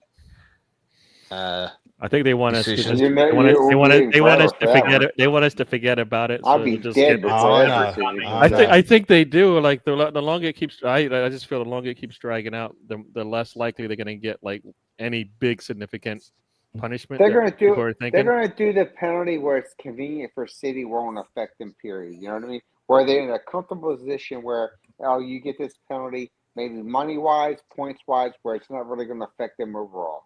That's my opinion. Or it's not going to happen at all. It's total bullshit. It'll either. Go on. Sorry. Go, Mark. No, I don't see it happening. I think that, you know, City is a big enough club that they can keep that in litigation forever. Yeah, ever, and then some. But I also think, and maybe this is a stretch, and maybe I'm wrong. God knows I've been wrong a bunch anyway. But I think that if there is a significant penalty assessed to Man City, I think there becomes a domino effect, and it sets a precedent, and then all these other teams are going to face the same. Well, Mark, the precedent's already been and sent. Everton screwed up and they got point deduction. Their precedent is sent. So if Man City doesn't get a point deduction, it's fucking hypocritical. Which we know it's going to happen. Everton. It But is it doesn't Everton. matter. And basically, why should it matter? I'm going to take this. I'm going to take this a step further, and I'm going to use a college basketball analogy. And Lawrence, I know you love college basketball, do. So you're going to understand this. But Nobody else will. Nobody else will. But there was a college basketball coach who I had the pleasure of knowing when I was a young boy, Jerry Tarkanian for the UNLV Running Rebels. Really? I love Jerry. I lived down the street. I lived down the street from the Tarkanians. Awesome. And he was famous of saying, for every violation that it will be accused toward your Dukes and your North Carolinas, you damn well know that Coppin State is going to take the penalty. And that's exactly what happened to Everton, and that's exactly what happened to to Nottingham Forest. Well, that's kind of my point, though, too. Someone to take. That was awesome, someone Mark, to be punished, and those were your scapegoats. No one is going to punish City as much as that's no my one total point. will punish Arsenal and Chelsea and all those other clubs. No one's gonna get that. You know. I love that, Mark. By the way. And it's cool that you knew Jerry Tarkanian because he was a great coach. I remember biting the tail. I used to go over and play horse with Danny, his son. But my point is the same thing, and I was trying to say that is Everton got that. Man City will never get a penalty like Everton did. You know what I mean? The points they lost 2 different times they lost like 4 points. And great, congratulations to Everton. They kept bouncing back. He's like, fuck this, or we're going to win. And they did. Right. But yeah, the Man City thing's a fucking farce. It's bullshit. Can I just interject? Is that Everton was that they overspent on Yep. players. Yep. It's not about that with City. With City, it's whether they have, with purpose, on purpose, deceived the league, deceived the organisations of what they've done, how they've done things. It's really quite a different, really serious charges. Yeah. So And if yeah, they're so I was found about to say, guilty, David. So what's the I was difference? gonna if say they're for found me, I was guilty, gonna they're say going to get the book thrown at them. And already there's clubs that are saying, without prejudice, if they are found guilty, we will be suing them. Yeah. But Yeah, it's a But completely different Yeah. scenario to But- Everton and to Yeah. Forest. No, Completely So- different. for me, it's And not David, it's even. good. For me, it's not even as much what they've done wrong. It's how they procedurally have, They've always done it, yeah. stonewalled. This is So it. for me, They're deceived. for me, it's not even. I don't even care what they've done anymore. They've already tried to drag this thing out, and for me, How long? the fact I agree. that they've dragged it out this long should be a punishment in itself. You're not Agree. being cooperative. Totally agree, Gary. You're supposed to be cooperative in this thing, right? You're dragging it out because you don't, for whatever reason. For me, that's a punishment enough. Dragging out and not providing the whatever the league want, even if the league's wrong, you need to give that information out. You need to give it out in a timely fashion, right? We It is don't want this far from. dragging out to where it affects, because it's affecting every team, right? Because it's affecting every team. Because if they got the points deducted last year, that would affect the teams at the bottom of the table, probably teams that would have got Champions League football. It's a money thing at that point, right? Everybody's getting punished because they're dragging it out. And you know what? Next season they'll be better. Next season, if they redeem themselves in terms of getting the players they want, and they get those punishments, it'll hurt them more than it would have this season. But it's too late. It's probably too late for that. But for me, it's more the procedural things that they've done that are basically not cooperating with the league, and those should in itself be punished, much less whether or not they did something wrong. I don't. Okay. But again, if I can come in, because I've listened to certain things, interviews and everything, and it's known that City were in contact with the league, saying challenge them on certain points, and this was all kept quiet until it was leaked. So they were actually in conversation, in communication with the league, for instance, saying you can't be doing that because that is against UK law. So they've had all these different challenges going backwards and forwards, and the Premier can't go against what is UK law. I mean, that's just ridiculous. Even if all the clubs say, yeah, we all agree to it, well, you can't, because that's UK law. So you can't go against that. That's what you're up against. That's why it's such a complicated case. And I think what they're doing, they are delaying it until the end of the season. And then we're going to hear, because they can't announce it now during the season. It's just that can't happen. It's got to be at the end of the season. I do wonder if they're not found guilty, then that sort of backs up City on what they've been claiming, in which case that will open up opportunities for clubs like Newcastle to spend the money that their owners have, and that the whole thing of the PSR or financial fair play or whatever you want to call it is an absolute joke, especially when you've got clubs like Chelsea who circumvent it by selling the hotel on their stadium to themselves or selling the ladies team to themselves and things like that. It's just a nonsense.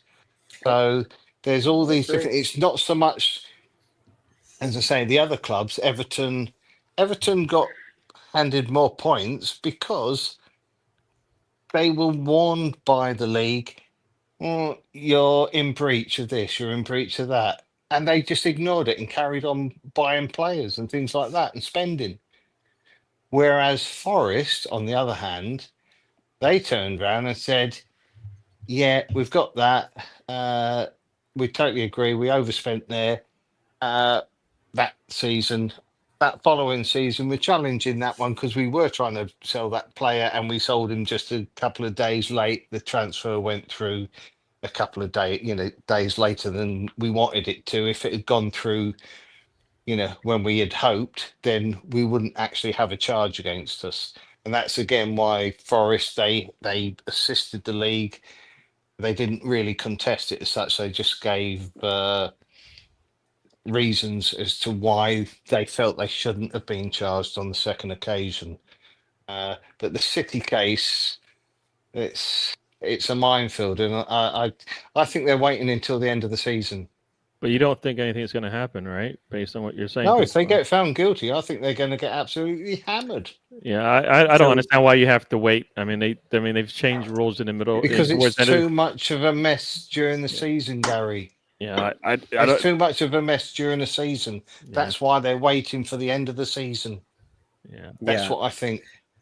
Do you think maybe, David, maybe Man City knows that some sort of settlement, including some sort of punishment, is on its way, and informed Pep of that at some point in the season? Because it's not like they're just struggling. He's been weird this season. He's had a lot of weird moments about him, and the team has just there's not really been any major reason besides Rodri going out that they should have been as poor as they were for a stint. Good point. And he was being weird, and he was answering.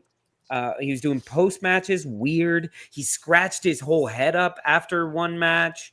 Yeah, I mean, he's gone through a marital breakup as well at the same time. That's true too. He's got personal stuff going down. So I don't imagine that has helped too many. And I mean, there was the incident where the paparazzi were all over him, knowing that what's happening in his private life and everything else. I think City went through a bad patch, and it did coincide with Rodri getting injured. De Bruyne was out for a large period as well. I mean, just look where they are now and how they've been playing lately. What was the player that they gave up Rodri, to? He wanted to get traded. They sent him off to another. Who was that one player they had for Man City? Who was that one player that he was doing really well, but they he won this, and then he went to. You talking like João Cancelo? No, beginning of the season. Oh, not the beginning of the season. Like that happened. Kyle Walker. Kyle Walker. No. Yeah, they had a falling out. Star player, and he's doing well where he's at. I'm sorry, I don't know all the information, but there's one player that I think who that is. I don't. I mean, players do move on. I think. I would imagine Pep's he's a great coach if you're on the right side of him, but if you're not, then it's tough. I thought the last good player they had was Palmer, so I don't know who since them. Well, Palmer's a good example, isn't he? He went off so that he got more game time elsewhere, and at that time he wasn't quite fancied by Pep. But I mean, it's why it's important that Arsenal finish the season well. Otherwise, City are going to finish second.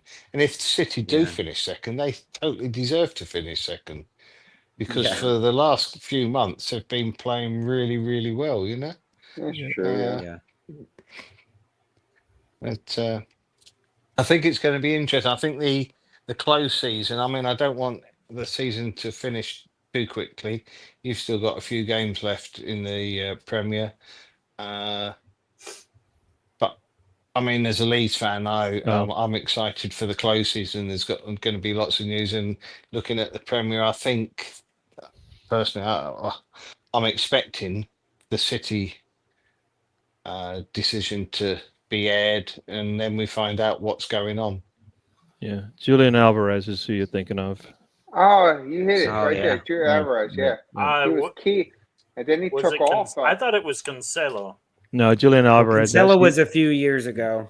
Yeah. Right, Oh, and right. he Well, was like, I want to be playing more, or I don't want to be here. No. That was like, João Cancelo is playing for Saudi. I think he might have Yeah, been on no. loan. He was on loan, and like I'm just looking at transfer mark. He went. He's No, he- And at the Alvarez beginning was taking off. Where'd at the he go? beginning of this Where'd he season, go? he How's went he to doing? Al Hilal, is where Joe. He had a Cancelo falling went. out with Pep, and Yeah. it just like quickly disintegrated 'Cause he because he wasn't was getting playing his all the time. time. He was always wasn't in my get- fantasy team. yeah. But he wasn't happy with how they were playing him, and he's great. And he left, and now I'm sorry, Gary. Thank you for doing it. Where did he go? And Atletico Madrid is where. Yeah, he Julian went to Alvarez went. Atletico and how's then he doing? to Saudi. He did well there. Julian Alvarez. He's a good player. Yeah. Yeah, that was Julian Alvarez. Yeah, Julian Alvarez is at Atletico. He's doing very well. Yeah, that was a mistake, I thought. But I don't mean, think they that- got in Marmoush. Marmoush Yeah. is a fantastic Yeah. fucking player, man. Yeah. End of the day, Man City's not performing like we thought they would. You know what I mean? Where's Holland? Besides his long ass hair and never Injured. somewhere. He's injured. Yeah. He's had a lot of Yeah, injury this the year. whole hasn't year. he? It's it's been scuffed up at least the whole second half going into it. He's not, Yeah, And I always- De Bruyne, I always- where I always- would De Bruyne go? Where would De Bruyne go? Do you think he's going to stay in the Prem? I saw You I, think- where- I where saw do you think he's gonna Chicago go? fire for the I heard MLS. So Chicago Fire is Oh, Jesus Christ. He Still doesn't not want to MLS. leave. He doesn't He want to doesn't want to leave. leave the Prem. Dude. He doesn't mind No, he leaving doesn't want to City. leave City. he doesn't He want was to leave saying City. City He was wants saying him in to the leave. post-match interview tonight, he was Yeah. saying, "Look, I'm showing by my football that I'm good I'm enough. one of his big Sometimes fans, so, sometimes things happen in life, and you decisions are taken out your hands, and that's what he was saying Come on. tonight. He's such a You know? Put brilliant together 80 footballer. mil, Dave. Oh, God. Can you imagine De Bruyne on Leeds United? Come on. I definitely He can. could probably keep his house. It's close enough. Exactly. He doesn't need to A couple move. houses. I personally, And to add to that, also, Rafinha wins the Ballon d'Or and just comes back. There you go. Yeah, he's done. He finished. He's like, there we go. They Done. have to I win completed Champions football. League for that to happen. I Sorry? completed football. Thank you. No, he just And he wins the comes back Ballon to d'Or Leeds. and he comes back. That's And okay. Bielsa comes back. There you go. Yeah. Happy days. Can I ask a quick question? What is it about? You don't really see it in other sports, but like there seems to be this ingrained nostalgia with people's clubs that when someone leaves, they're just, oh, let's get them back. You know, Like who? you hear it with Leeds. Oh, let's get Bielsa back. Let's get Rafinha back. Let's get this guy back. Wait a You second. don't hear If I it say in- let's get Rafinha back, Rafinha's going to win the Ballon d'Or. No. I don't want He's Jackie not Harrison saying, back. he's not saying let's get I Alioski. see it in these comments. You know, it's like, oh, we should, Wolves fans. Oh, we should get Connor Cody back. Why? Connie Cody and Rafinha are on why do different we want- levels, man. There's levels to this thing, man. Come on, brother. Come on. I Bielsa totally and understand anybody that. else you can name. What is I'm at different getting at, I'm levels. not saying they're equal, but what I'm saying is that I'm seeing it in these chats. The fans I are doing it see because they in have these love. threads, They have where love towards- where there's this nostalgia, and they want this player back. They want this player back. They want this manager back. You don't, Mark, that I is don't more for see that loyalty in other to- sports, and I wonder why that is in Premier League football and in I just think regular it's- football as is. Mark, I think it's loyalty. It's emotions. And I exactly. And I think it goes back like I always joke with you, Dawson. we loved Dawson at West Ham at one time. During that one time we were spoken, and then he went back to the Wolves because it's close to where he grew up. And it's all emotion, fan base. It's not smart tactical decisions. It's like, I want this guy back because when he was there, he was good at my team. You know what I mean? So it's more passion based than smart based.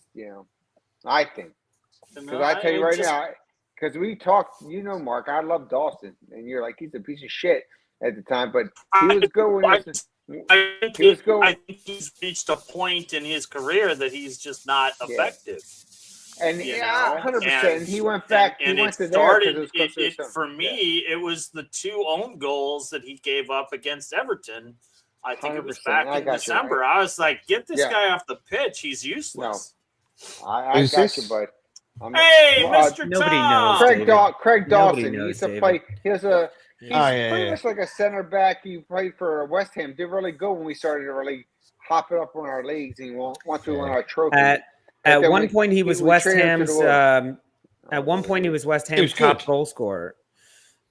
He's good. Own goals, but own goals. Own goals. Gone past it. He was good at headers in the center. Mr. Tom. In honor of Mr. Tom, I did a quick betting in the dark. Maybe he'll like this. Oh, yeah. All bets are off. Sorry, guys, no bets. And he doesn't like placing bets on the last day of the season. I've never seen Tom so thin without a Pepsi. There you go. Pepsi lips. You, Mr. Tom, you hang in there, man. Well wishes to Mr. Tom. Our thoughts are with you, and if you think that things are bad, or you think that things are just that the tunnel seems very dark, the only thing that I can come up with and say is that just be thankful you're not American and have no health care. So that's all I got. So you hang in there, man, for sure. I'm rooting for you. I'm rooting for you too, but I don't know what the hell Mark just said. I think just a comment on our healthcare system. Yeah, exactly. Okay. I mean, just healthcare in America is absolutely brutal, and it's just If Mr. Tom was here in the States, he would just see just how rough that is. Yeah, understood. Indeed. Well, guys, that's about it for our show today. So I want to thank you guys all for coming on and sharing all your thoughts on everything, and Director John for all your hard work. John and everybody in the comments section. Gary, you doing a show tomorrow? Yep, we'll have our show on. It'll be pretty much just after the Championship League is done. So we'll be chatting about that and what other games that are going on. So check us out. 3 p.m. for you guys in the UK, 10 a.m. for you guys on the East Coast. Check us out. All right, perfect. And Lawrence, you're going to be posting some post-match? Yep. If you guys ever see, I always send it to our chat. It's West Ham Unofficial. I usually do an after-action response to the West Ham matches that comes on like about a couple of minutes after. So West Ham Unofficial.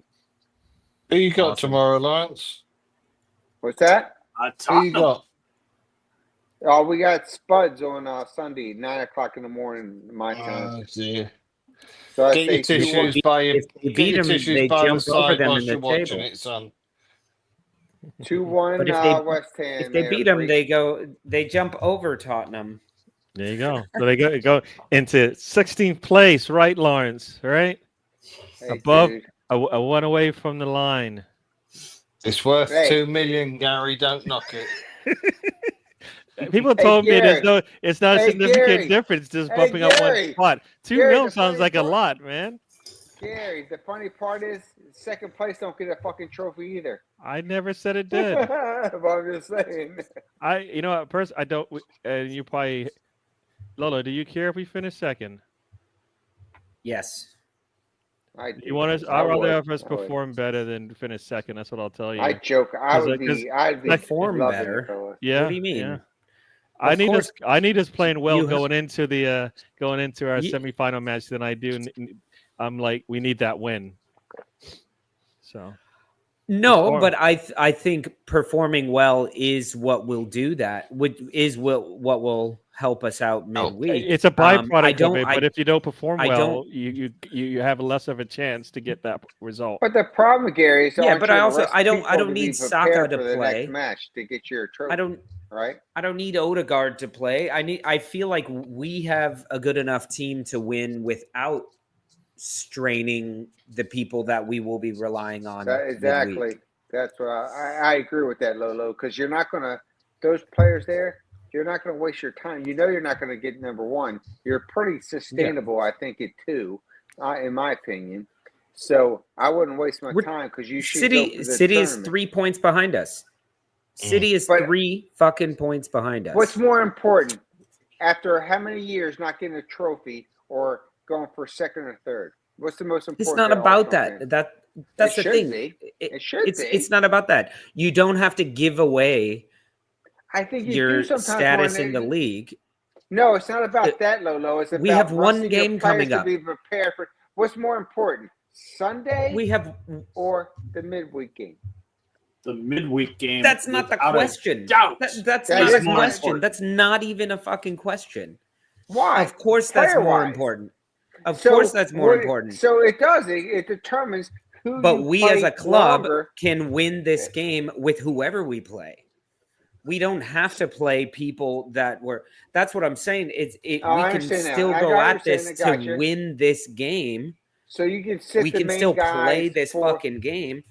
But Saka doesn't need to start.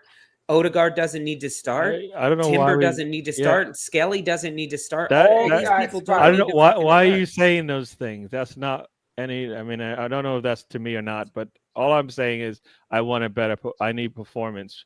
And one of the reasons why I need it is because I need, like I said when we started, like I need to see Nweri get minutes. I need to see White get minutes. I need to see Calafiori get minutes if he's going to play. All these players that I think can help us get to where we want to go on Wednesday. I need to see them get the minutes that they're going to help us because we can't depend on our starting 11. That's not like a guarantee that it's going to play out the way we would like. We just saw it. We've seen a lot of players not play well. So, I believe in trends, and we'll see. Gotcha. But all respect to you guys, but it is a traditional question: is that when you have a midweek game, do you set starters on a weekend because you have to prepare for a bigger game? What is more important? It's a basic question that people ask. What do? You have to measure which one you want to win more so, or which one you're but so it's a very easy, basic question. The reason we're reacting that way, Lawrence, is because in no world would you say Saturday's game is more important. That's why we're saying it's a ridiculous question. Then great. Then answer the fucking question. That's all I'm saying. I don't have to, is what I'm saying. Clearly, that one's more important. There's no. Okay, great. All right, point taken, Lolo. Gotcha. That's all I'm saying. The old man is screaming at the sky, man. Look at it. He's screaming at the clouds in the sky. Now, if get him inside before he scares everyone. The round of 16 of the FA Cup. If we're playing round of 16 FA Cup on Wednesday, then no, the league is just as important, if not more important. So we go out and we play everybody on Saturday. But we're talking Champions League second leg semifinal. If there was a chance to win the league, both games would be important. So it wouldn't, like, for me. The fact that it doesn't matter now, it makes it easy. But my thing is, I need to see a better performance than I did last week, and it doesn't even matter who's on the pitch. It just needs to look better. It didn't look good at all last week, and that's with our starters. So I'd rather have players out there that are actually going to perform. That's why I say performance over results, because I can depend on performance. I can't depend on lucky results all the time. You're not going to hit 2 free kicks in a game. That doesn't happen every game, right? So for me, but I can depend on better play. I can live on that. So I believe that truly, and that's how I look at my sports. So Sorry about that. We went off on a tangent there. Tangent. But We did. All After good. Love saying you all. goodbye. All right, guys. Well, we put the StreamYard link there. If anybody wants to join us backstage for a few minutes, we may be back there for a little bit. But much love to you guys. I hope Leeds United. I hope you guys bring it home tomorrow in just a few hours. And everybody else, Gary, I hope your team wins. Lawrence, I also hope your team wins. there you go. Mark, your team already lost. Sorry. Hey, you know what? We played well against City. I'm not going to complain. You did. You did. All right. Have a good night, everybody. Peace, Director John, as well. Peace, everybody.